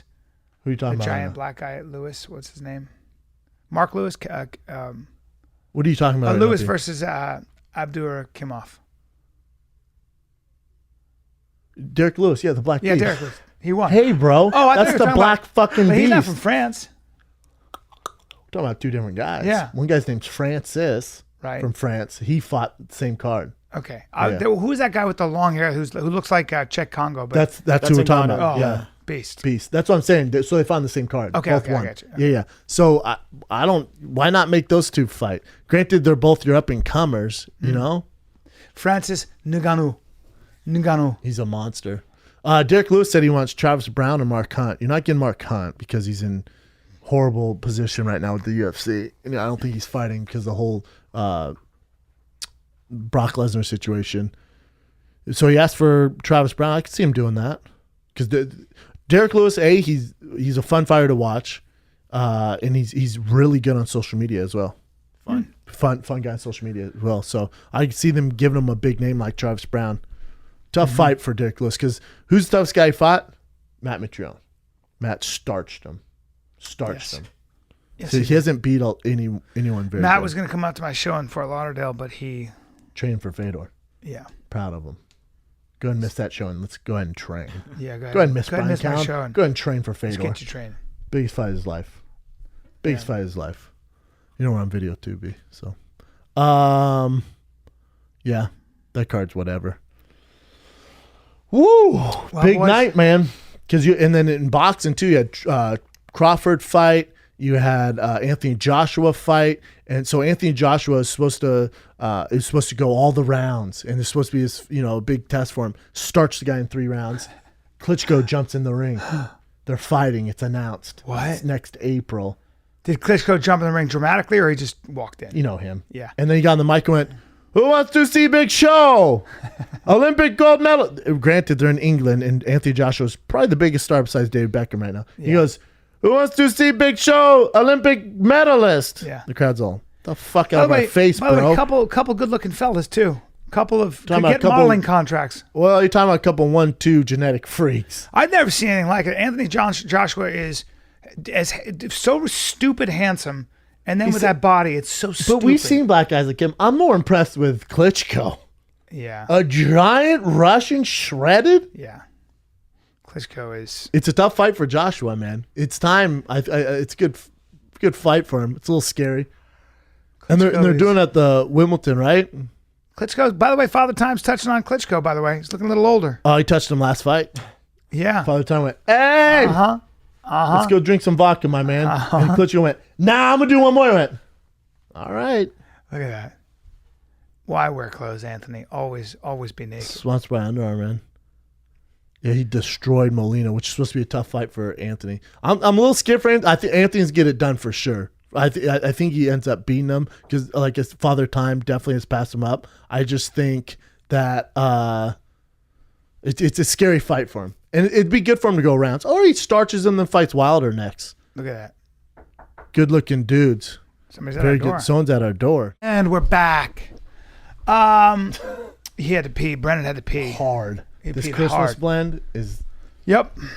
He took a pee, and if you've ever seen Brennan pee, he thrusts his hips forward and he grabs the base of his nutsack and just squeezes super hard. And it's like draining a sponge. Yep. And then instead of shaking it, he twists his dong. I wring it out. You like wring it out. You don't need to do like that, dude. That's why it's so bruised. No, it gets everything out. But that's why it's so bruised. Please stop wringing your wing out. Wringing your wing? I don't know what that means. I do it like one of those squeezes. I know how you do it. You got strong palms, dude. I give the dick the old 1-2 Indian rug burn. You sure do. You twist it. But I get everything out. I know. Every you don't drip, need to. Every ounce. It's all bruised. Every drip. And I don't like when you do it to me either. Now here's the thing. Let's move on. The calluses on my hand don't help. Oh, they don't, dude. All right, what do you got? Current affairs. All right, so first one is Dana White explaining. Remember that rumor that Joe Rogan was going to be replaced and Goldberg was going to be replaced? And Dana White went on the Fight Network and said, that's absolutely ridiculous. What'd he say? So neither Goldie nor Rogan are being replaced? No. Well, he actually just mentioned Rogan. So I'll play this little clip right here. It was a stupid article that came out in Bleacher Report that was an absolute lie. I think it was Bleacher Report. It was one of those absolute lie about Joe Rogan going away and all this other stuff. I don't know where these people, how you could make shit like that up. It's pretty fucking amazing to me. But yeah, there are some things that I'm working on for 17 as far as the broadcast goes. But it was just that story was a complete and total lie. Rogan has years left on his deal? Rogan will be here as long as Rogan wants to be here. Damn right he will be. You know, he's the best to ever do it. Correct. Rogan's the best ever, in my opinion, and I'm sure many other people's opinion. And you know, it's ridiculous. Goldberg's disgusting. Makes me sick. Go ahead and throw my name in there, though. Go ahead. Rogan's undeniable. I think Goldie's great too. I love them together. Personally, I just think they're great. But Dana said he said he has an all-star dream lineup for Rogan and someone else because they're replacing. All right, Goldie. I guess we can announce I'm gonna do it, guys. Hell, it's hard to do, man. Well, because remember, Rogan's the color. Then there's the play-by-play guy. Right. Yeah. Well, is there something you want to tell me? Why are you looking at me like that? Oh yeah. Dana would hire me and Rogan together. Just a complete. They'd be a great combo. Yes, we'd do very well. That they would never. Why don't you throw your hat in there? Oh yeah. You have his number. Call Dana. Yeah. Hey, Dana, sorry about all the stuff I've heard said. you're looking for someone. Heard you're looking for. Let me get in there. Let me get my beak wet. I dare you to call him right now on the air. I dare you, and I dare you to call him up and say, Dana, let me get the job. I fucking dare you. No. You don't have the fucking stones. You're an idiot. What else you got, Chin? Fucking Who would you pair stones. Who would you pair Rogan up with? I already told you, bro. Me? Brendan fucking No Stones Schaub. All right, take me out of it. Who else? All right, let me think. Okay, I got it. Brendan No Stones Schaub. All right? Yeah. But you'd have to grow a couple stones. Have to grow a couple stones to get the job you should have. In the meantime, I got to sit here, my hat in my hand. I'm disgusted and I'm ashamed. I'm ashamed of the whole situation. And I want to apologize to our fans, but if you could grow a pair of stones... Dude, I'm not up for the gig, for God's sakes. Give him a call. Give the Godfather a call. Kiss his fucking ring. Go back weeping. Get his ring deep in your mouth. Suck that ring clean. And ask him nicely. This is ridiculous. I'll double up on the phone call. Say, Dana, you and I go back a little ways. Give my friend a job. Just do him a solid here. That's all it is. And I'll guest star once in a while. I'll peep in. Let me get my beak in. I'll poke my beak in once in a while. You'll be like our Letterman. I'll say shit like this. That's right. Stuff like that. These guys are sweating. Or we'll go. Those guys are tough. Or we'll go. Let's see how Brian the Kid Count has on the scorecards, and then you get in like Lenderman on fucking HBO. Well, you got play-by-play. All right, here we go. You got play-by-play. You got color commentating. Then you need Sprinkle Boy. Well, you gotta get the Sprinkle Boy. Then I'll you be need the the Sprinkle curveball. Boy. Then you need the curveball. Uh-huh. You talking about the bonus ticket? Yep. Well, let's go to bonus ticket with Brian Count. All right, I have it 29-28. Max Holloway doing a good job. Nope. I just say stuff like, tell you what, that beautiful skin on Donald. I'll tell you this, Joe and Brendan. One thing is they're sweating. They're sweating. Both these guys are tough. Yep. You know that. Yep. And we'll go, what else you got? And you go, that's it. Back to you, gentlemen. There it is. That's what we'll do. I don't know who they're going to match him up with, though, in all honesty. Dana's right, though. Rogan's the best. I think he's more important than any fighter they have as well. Mm-hmm. It's the voice of the people. Oh, yeah. Phenomenal. Super important. You lose him and you're in trouble. You're in trouble. Everyone else replaceable. Back up a Brinks truck if you got to keep him. All right. What else you got, Jen? Still speaking of Dana White, you remember that apology that Roy Nelson had to give because of putting his foot on the ref, kick on Big John. Sure I do. Yeah. So Dana White says that, well, first of all, he doesn't believe the way he apologized was sincere, which if you heard the apology, it's, he's not really that sincere. He had to do it to get his fine lowered. You have to do it. Yeah. It wasn't a kick. It was more of a push. It's true. Yeah. It wasn't. It was more of Can't touch the ref, though. No. But Dana White says he should be charged with a crime. Really? Yeah. Oh, my God. That's just Dana. You got to set a precedent. There's a difference between when two guys that are professional athletes sign a contract to go and fight one. Another for money. Hey, man, read it right. There's a difference between when two guys are that fucking professional athletes sign a contract and go in and fight one another for money. You're a professional athlete. When you put your hands on anybody else other than that guy, it's assault. It's a crime. Whatever happens in the octagon or whatever, it's a crime. That's that. So then Ariel Helwani should sue his bodyguard when they pin him against the wall? Did they pin him against the wall? That'd be assault and a crime. Well, this is bodyguard. Well, there it is. You know what I'm saying? Like, yeah. Take it easy. He didn't assault him. It was more of a, they have a, and him and Big John have like a history. It's more of a play thing. He should be fined. Yes. You have to set a standard. You can't touch the ref. You just can't. Right. It's not assault. Let's not be dramatic. Who do you want? I'm just looking at this caption. It's a good question. Who do you want to see Nick Diaz fight in his first fight back in the octagon? Oh, they give a list too. None of those. Those are all terrible selections. Fought Anderson already. Fought Anderson. Too big for Conor. Way too big. George isn't fighting. No. It's We saw George when him already. and George fight. Yeah, what are you talking about? Robbie Lawler. Mm. Granted, they fought before, but Yeah, it's a good fight. be a fun fight. Talk about a guy who's never been stopped. Never. What else you got, Chin? Sticking with MMA. Did you guys hear that Conor McGregor is going to be part of the Game of Thrones cast? I love it. Is he I a love bad it. guy or a good guy? Do we know? I don't watch Game I think of it's just Thrones. barely got People confirmed. love it. One of my though. favorite shows of all You time. love it, B? Love People it. love it. I love it. I need a new show too. I make fun of it because they have dragons, but I do need to watch it. Oh, you'll love it. Good for Connor. You'll be coming into the podcast going, this new show, Game of Thrones. We'll be like, yeah, it's like saying, remember when Dov Davidoff got an iPhone about 10 years after they came in? He's like, these iPhones are great. Are they? Can you swipe? I was Can you the swipe same pictures? one. I got my Oh, iPhone fine. super late. Unbelievable. Good for Connor, man. They said he's taking some time off, so it's As awesome. well, he should. He's doing about this. to have a kid. Be an actor. He's greatness. I'll watch that guy all day. What if he Looks can't like act? fits it Though? too. I guarantee he's good. He's acting already. He's always acting. I agree. He's a showman. Yeah, he's a showman. He knows how to He's do gonna be it. great on Game Hell of yeah. Thrones. He needs me to help him. I'll help him. Well, he needs to take your workshop though. I'm very I don't know if good. he makes enough money. I'm very good. I'll charge him a lot, but I'm very good. You're worth every penny. I am. I'm your number one student. yep. Would you say McGregor's better though? Let's be honest. Probably. Probably. I think Connor's his just accent a alone. natural. Yeah. He's got command of the language. He's just a natural showman.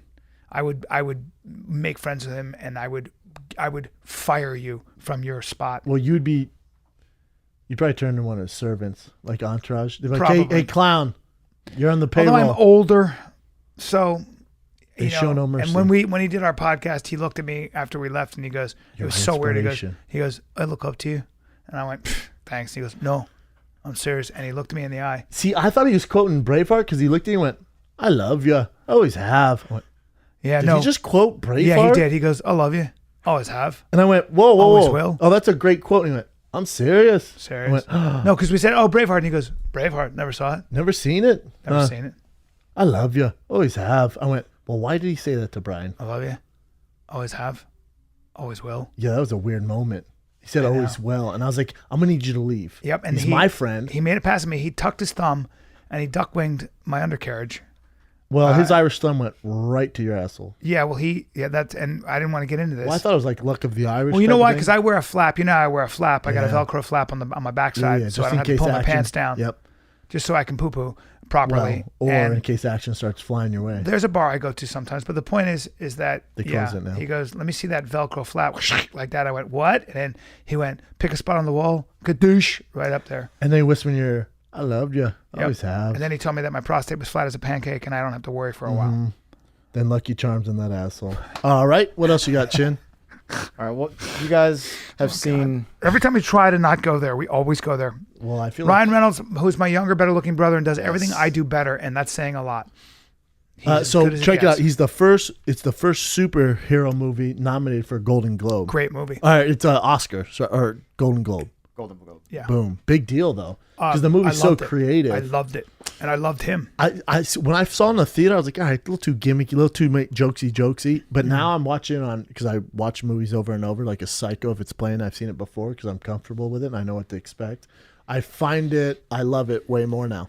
He's so funny. Thank you, Golden Globes. As we speak, the entire Deadpool team is engaged in a grotesque early morning tickle fight. He's hilarious. And that wasn't funny, but yeah, He's so good, though. he's brilliant. Oh, Super his brilliant. acting is so good. He's just he was the minute I saw him on Two Girls and a Pizza or whatever the fuck it was. Oh yeah, I remember looking at him going, remember "That that kid show. is good. That kid is good." I remember I think you and the everyone else. minute I saw it, I went, "Oh boy." I just was like, "Wow, the guy's." So witty. yeah, and right. then he got muscular. For Blade 2. Ripped. Did you see great. yeah, we were just talking about TJ Miller with our boy Rob. Remember? Another I'm one who talking about kills TJ? me. Another one. Yeah, but you see TJ got in a fight with his Uber driver over Donald Trump. Oh no. Like physical fight. I think he got arrested. A physical fight? And then he got out. I think he posted bail. Either way, he got in trouble, but still hosted the Critics Award last night. Wow. What? Yeah. TJ, what are you doing? Arrested after allegedly slapping Uber driver. It was an altercation over Trump, I'm pretty sure.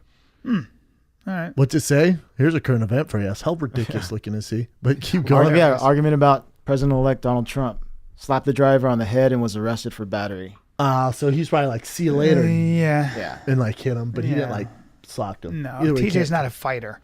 Well, TJ's a silly goose, but very passionate. An argument, President-elect slapped the driver on the head. Driver called the police and requested prior personal. So funny. Not that big of a deal. TJ's so funny.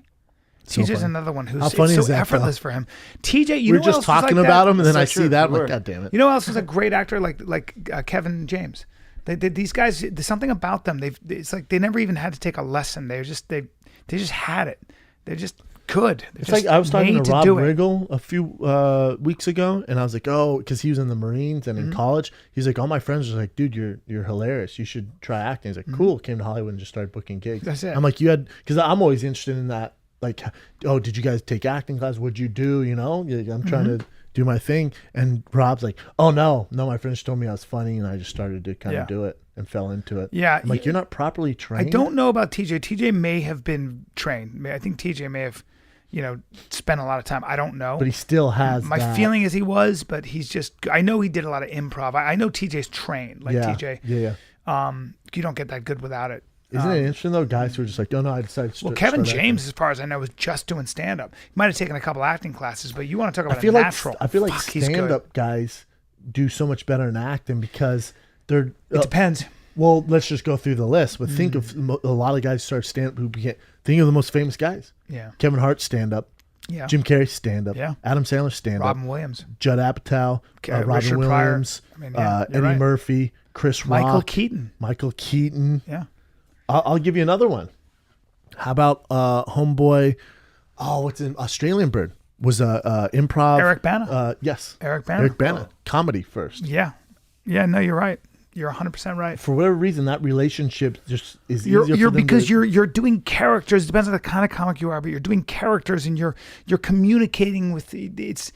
I think it's different, anyway, but it's a more creative performance. Because you have to be, it's your story. No one's writing it for you. Yeah.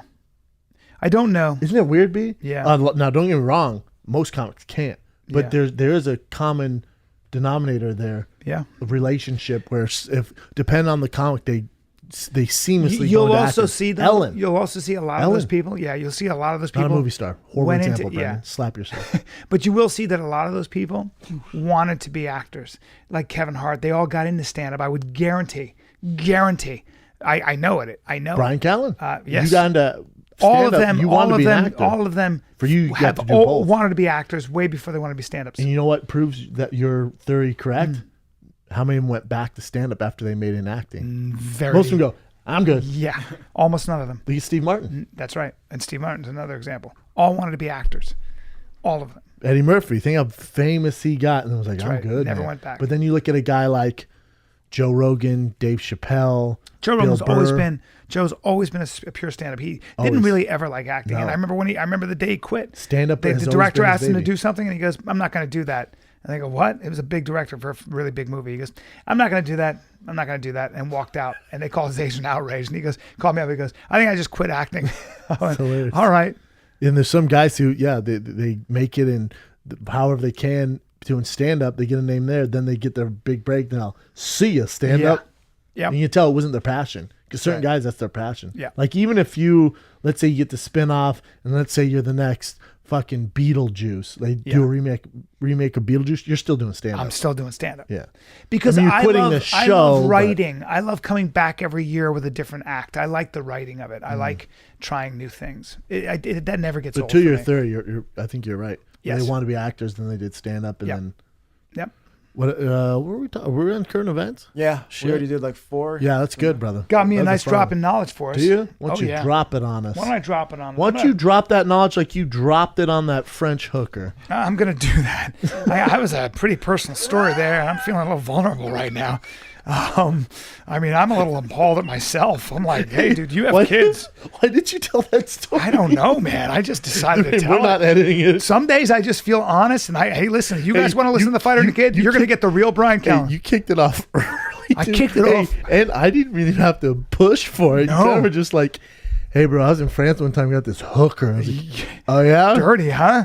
I mean, I'm honest. You guys know what I'm about. You talked about jacking off in your hotel room this past weekend. Just hunched over, full of and shame. Then you went straight into how you fucked a hooker. Yeah.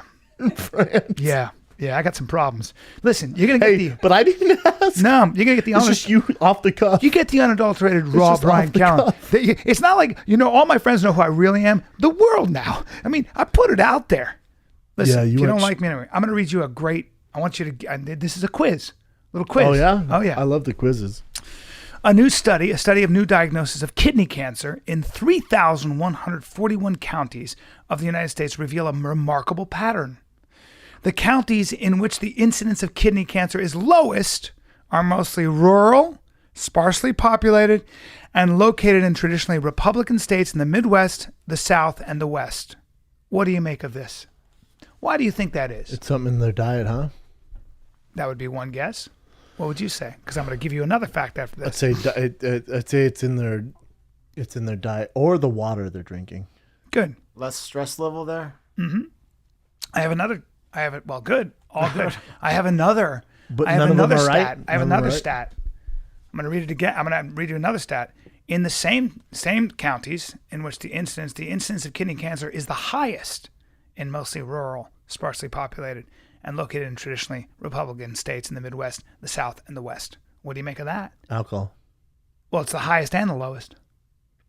Why is it the highest and why is it the lowest? Why is it the highest and why is it the lowest? Weird, right? Yeah. Tell us. Well, the answer lies in the fact that it's sparsely populated. And it's called a law of small numbers. And whenever you take a small section of the world or use small numbers, and they say something like 60% of, in a poll of 300 seniors, yes. 60% blah, blah, blah.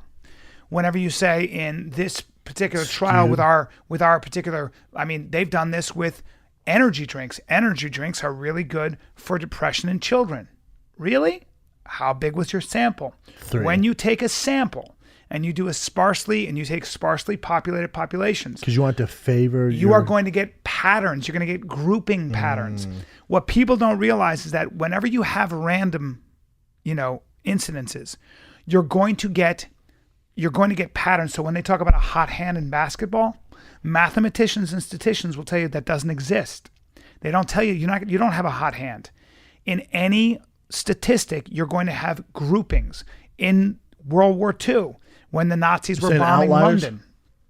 In World War II, when the Nazis were bombing London, there were certain if they looked at the map, there were certain areas that were getting bombed way more than others, and there were certain areas that weren't even being touched. And so what they started to think was, wait a minute, those areas have German spies in them. And that's why they're not bombing that area. So they'd go on these witch hunts for German spies in those areas. In fact, what statisticians realized was, no, in any random sampling, you are going to have people who hit more baskets in clumps. You're going to have bombings that happen in this area. This is very common. That's one aspect of statistics.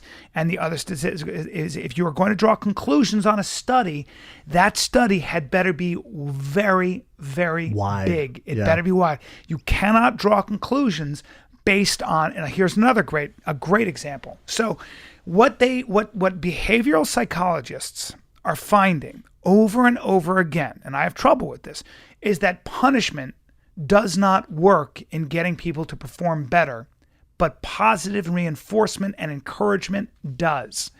Now, when you talk to military guys, this guy who worked with the Israeli Air Force, the Israeli Air Force colonels was like, bullshit. Let me tell you something right now.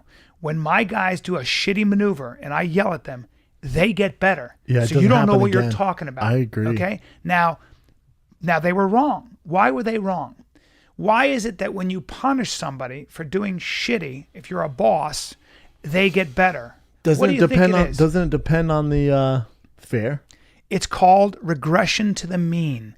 It's called when somebody does a shitty job, okay? When they do a maneuver or they whatever they have in their training, they make a mistake. Chances are if the mistake is bad enough for you to scold them, what's going to happen is that was already an aberration. They're not going to get any worse. That was the worst they can do. Chances are, by the law of averages, they're going to get better on their own anyway, because the next time they try, they're going to adjust.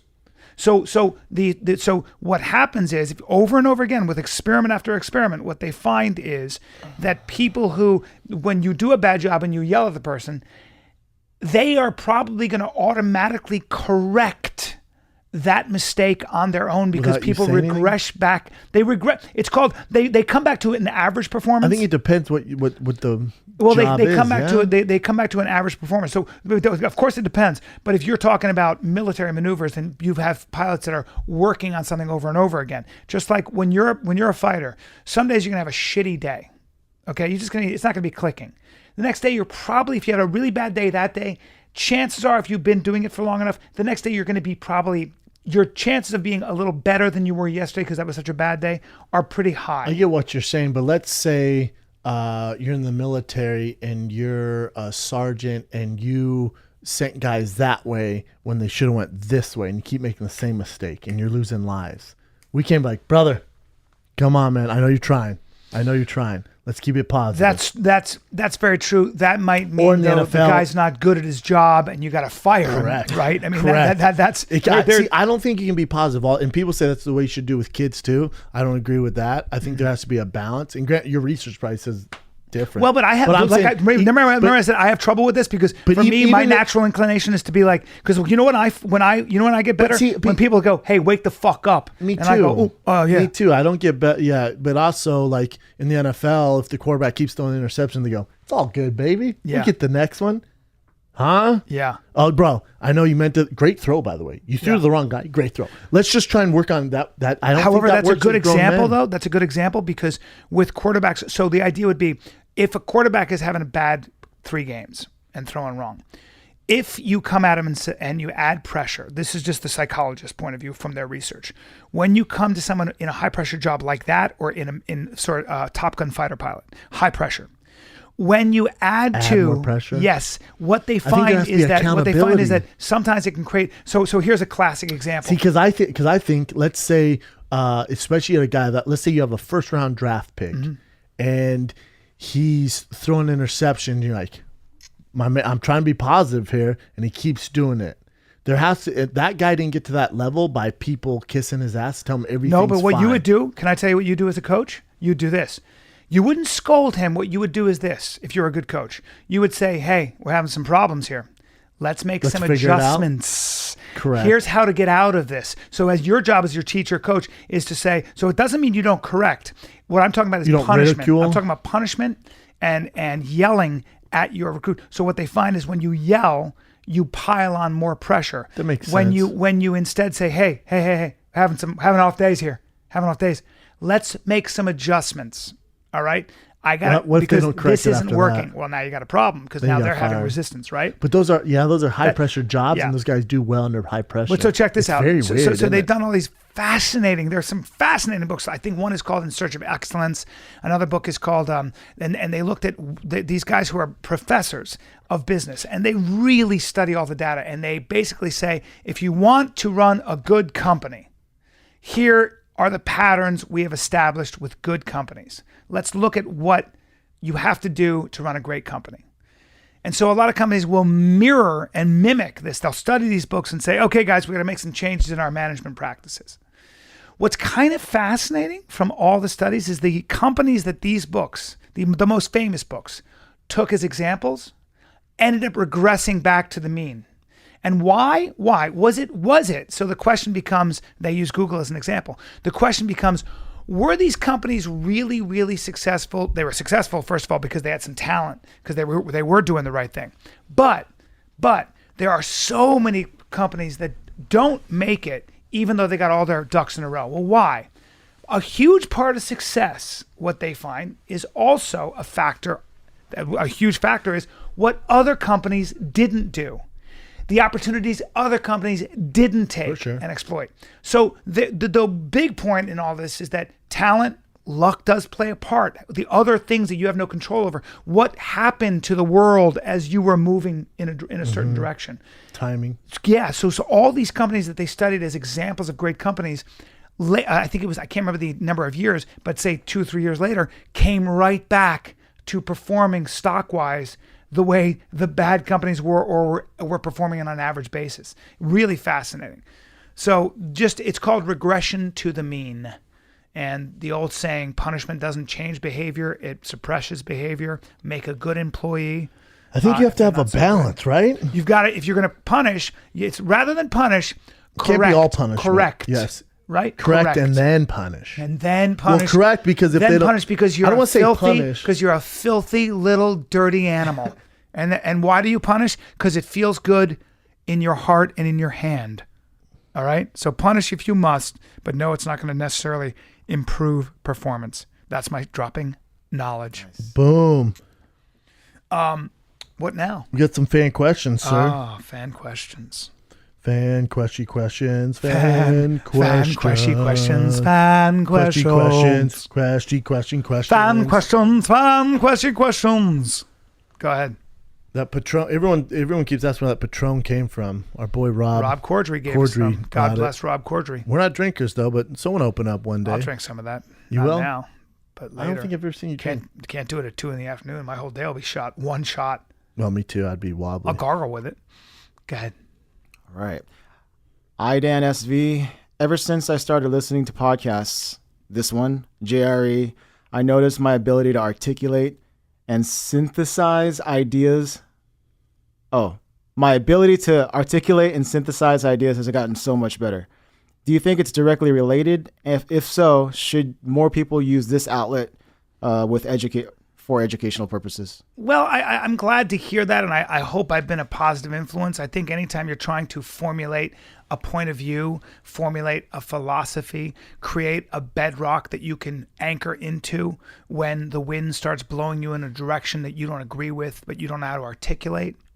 If you get caught up in forces that you can't really explain, but they don't feel right. Huge part of being a responsible human being, which is why I always tell people to read Socrates and Seneca. I think the Bible, believe it or not, is probably, and the Quran and the Upanishads. Religion plays a good part in this as well. But I think that, learning, there's a great saying, science teaches you why things are and how they come to be, but science doesn't necessarily teach you why you should and how you should behave in the world.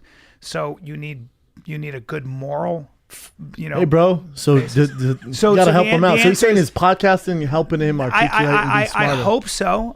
Maybe. I know I have to be it more helped personally. careful. I can relate to it. It helps me. Like Rogan had, who's that guy from Toronto? Jordan Peterson. Listen to Jordan Peterson. Fantastic. You hear him talk. There's certain podcasts you can listen to where it's gonna almost inspire you to step up your game as far as reading and thinking about bigger concepts in life and stuff like that. That Jordan Peterson would do it. Best discussion I've heard. There's a few of them, but also there's some times where I can't articulate certain words, man. There is. It happened to me the other day in a serious conversation. I can't figure it out why that happens to me. I don't know. Because it takes practice. It takes practice, and I'm not used to some of the words, and I say them wrong. And you guys will pick up on it all the time. I'm not self-conscious of it. It doesn't bother me. So if you hear them, you can point them out. And Bryan points them out all the time because the business I'm in, I have to get better at it. But I'll listen to certain podcasts like TED Talks and hearing these brilliant speakers, and it helps me kind of articulate thoughts, and it's no different. So they did a study because I listen to a lot of books on tapes when I drive, and they said, does your brain or is it better for your brain and for you to articulate and be more knowledgeable if you read? And they said there's no difference for you whether you listen or read. Mm-hmm. It doesn't matter to you. That's what the research did. It was this huge sample size. They're saying as long as you're getting the information and you're picking up the concepts, it doesn't matter if you're reading or listening to There's nothing wrong I think with you have to do books. both. Yeah. I think you have to do both, and you probably should. For me, if I read it, I remember more. I get more from listening to books on tape. But they're saying research shows if there's no difference. Yeah. 100%. So I listen to certain podcasts, and I feel like it helps me get smarter and understanding the difference between a good and a bad idea, and understanding why you should have a certain philosophy. Yeah, it's hard. Let's do 2 more, brother. Cool. Kevin Brady is asking, Brendan, when you're hitting your workouts, do you ever bust out anything other than hip hop? Do you have certain things you listen to during things like jogging versus sprints or lifting? Maybe something to get a little more intense when needed. You don't listen to music when you work out, right? No. You nothing. Well, no. When you work out, listen to heavy metal, don't you? Just depends. If it's like a deadlift, like heavy bench day, then I go some heavy metal. I'll put on Metallica or a little Pantera. Yeah, I get after little Pantera. Little Pantera. To move the heavy weight. Yeah. When you break out the chalk. Up. But in general, when I run, I listen to classical music. But lately, because especially if I'm trying to be creative and think of things, I try to figure something out. I listen to classical music, or I listen to podcasts when I run, or when I'm doing a workout where I know the workout, I'm just doing to burn calories or get like a good sweat. I usually listen to podcasts because I can listen to it. It's cool. Awesome. But it's clinically proven that music helps with your cardio and with your fitness, and so does caffeine. Both those help. Like me, a little caffeine. We gonna eat some food after this? I'm gonna need to eat a little lighthead. Haven't eaten all day. I forget who I was talking to. I was talking to someone very smart, and I also heard him. Oh, sorry. It was a TED Talk. Sure. They talked to this guy who's written like 3 gajillion books on diet, and he studied all the forms of dieting and what's best and how to live longer. And of course, he says eat green and all this stuff. And they asked him. They said one diet you have to do for the rest of your life to live the longest, healthiest, leanest, all that. And he goes, honestly, and some people aren't going to like this, and I'm a guy who likes to try new things. I've been doing keto forever. I'm still going to add keto in, but I like to do 4 weeks of diet here, maybe 2 weeks of whatever I want, 4 weeks, so my body's constantly like, what the fuck is going on? Sure. Just let us be fat. But this guy goes, I say until dinner, you go vegetarian. Then at dinner, you eat whatever you want. He goes, that's what I would recommend. Wow. He goes, all my research, that's the healthiest, and the blood work we've done on people who've done that, they've lived the longest and the healthiest lives. Damn. And I went, fuck it, I'll try it. That's all I need to hear. Yeah, I was like, all right, this guy's smart. Looks like I'm getting a falafel for lunch. Yeah. Do we start today, though? Yeah. I know what you want. I know you want that rotisserie chicken with those potatoes. Are you talking about Justa now? I'm talking about Justa. God, it's a beast to get there, though, isn't it? A little bit, huh? What are you thinking? Where were you thinking going? We haven't been in Justa in a while. We've kind of earned it. It's been a while. I'm going to get that miche bread. It's called my mouth miche. is watering. But if I want to start the vegetarian thing, I could get that falafel sandwich. That's what I'm talking and about, wash it down. Wash down with some turkey, with a turkey plate. Wash it down with a fat-ass brisket. Well, it's only the best thing in the world. My mouth is watering. Yeah. Last question, Chin. Hey, you know how the Jews have won like a third of all Nobel Prizes and they make up less than 1% of the population? Yeah. They eat a lot of meat. Okay, keep going. All right, King of the Beach is asking. King of the Beach? King of the Beach. Who's your Super Bowl picks as of right now? Easy for me. Easy. No, you could actually as do a guy well who on hasn't this. watched. As a guy who's from New York? No. 100%. As a guy who's from New York? The Jets, 100%. I'm kidding. The Giants. Yes. Obviously, the Giants. The Eli Giants. didn't look so That's good his pick. last game, but he looked great, and he won. They beat the Cowboys last night, who were the best teams in the league. Yep. They beat the Cowboys, so I'm going with And that was last G-Men. night. G-Men. And if Eli wins a Super Bowl, he goes down. That'll be his third Super Bowl. He goes down as one of the great quarterbacks of all time, which is crazy to me. Now, hold on. I'm not done. Oh, God. You got to factor in New England. The Patriots are very good. I don't know if you know this. They're a Playing good tonight team. against Baltimore. Yep. Belichick is a good player. It's either Dallas, You'd be the coach. Giants, or New England. Those are my picks. And let's not forget about the Denver Broncos. Okay, so I like after seeing Giants the way they beat Dallas. Beckham Jr. really did him a favor, bailed him out. They were losing that whole game till then. It's going to be Dallas versus the Giants to see who comes out of the NFC. Seattle's out. Seattle just got their ass whipped by Green Bay. They're shitty on the road, so that's not going to help them. They usually pick up this late in the season. I thought Seattle would be in the mix, but they're not. Hits between the Dallas Cowboys and the Giants, the NFC, and then AFC. Man, I like the Chiefs. I really do. I could see the Chiefs doing it. I could see. So can I. The Raiders have too many holes. They're undisciplined. Yep. I'd love to see the Raiders. Like Swiss cheese, the Raiders. Broncos, no. They just lost to the Titans. They're just not firing. Yep. Of course, New England's always up there, but Always Gronk's out. Had surgery. He's out for the season. Big Gronk. Yep. I don't Damn see them knees. getting it done. Damn I knees. like the Chiefs or the Raiders out of the AFC, and I like the Giants or the Cowboys at NFC. That's exactly what I was saying. Yep. Awesome. I'm all I think over we should end it on that. Let's end it on that, boys and girls. Go see Bryan Callen this weekend in Phoenix. Yep. Thursday. Friday, Saturday. maybe Sunday. We don't know yet. Don't say Sunday, though, because we don't know. We don't know. So for sure, Thursday, Friday, Saturday. Yeah. And then At Find Phoenix Kid Live, you fucks. That's right. Go see one of the best in the world, Phoenix Live. And then Find the Kid, Vancouver, you monsters. We sold out that first show so fast. They're like, can we please add a second show? And we For were the like, first time, well, Okay. So Vancouver, on January 18th, we are adding a show. So there's a show on the 18th, a sold-out show on the 19th. Then we're in Portland, Seattle on the 20th and 21st. Both Portland and Seattle are almost sold out.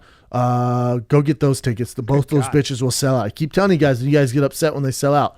Portland, Seattle, Europe, Vancouver, Wednesday, Thursday night. The only tickets available are for Wednesday night, the 18th of January. We just added the show.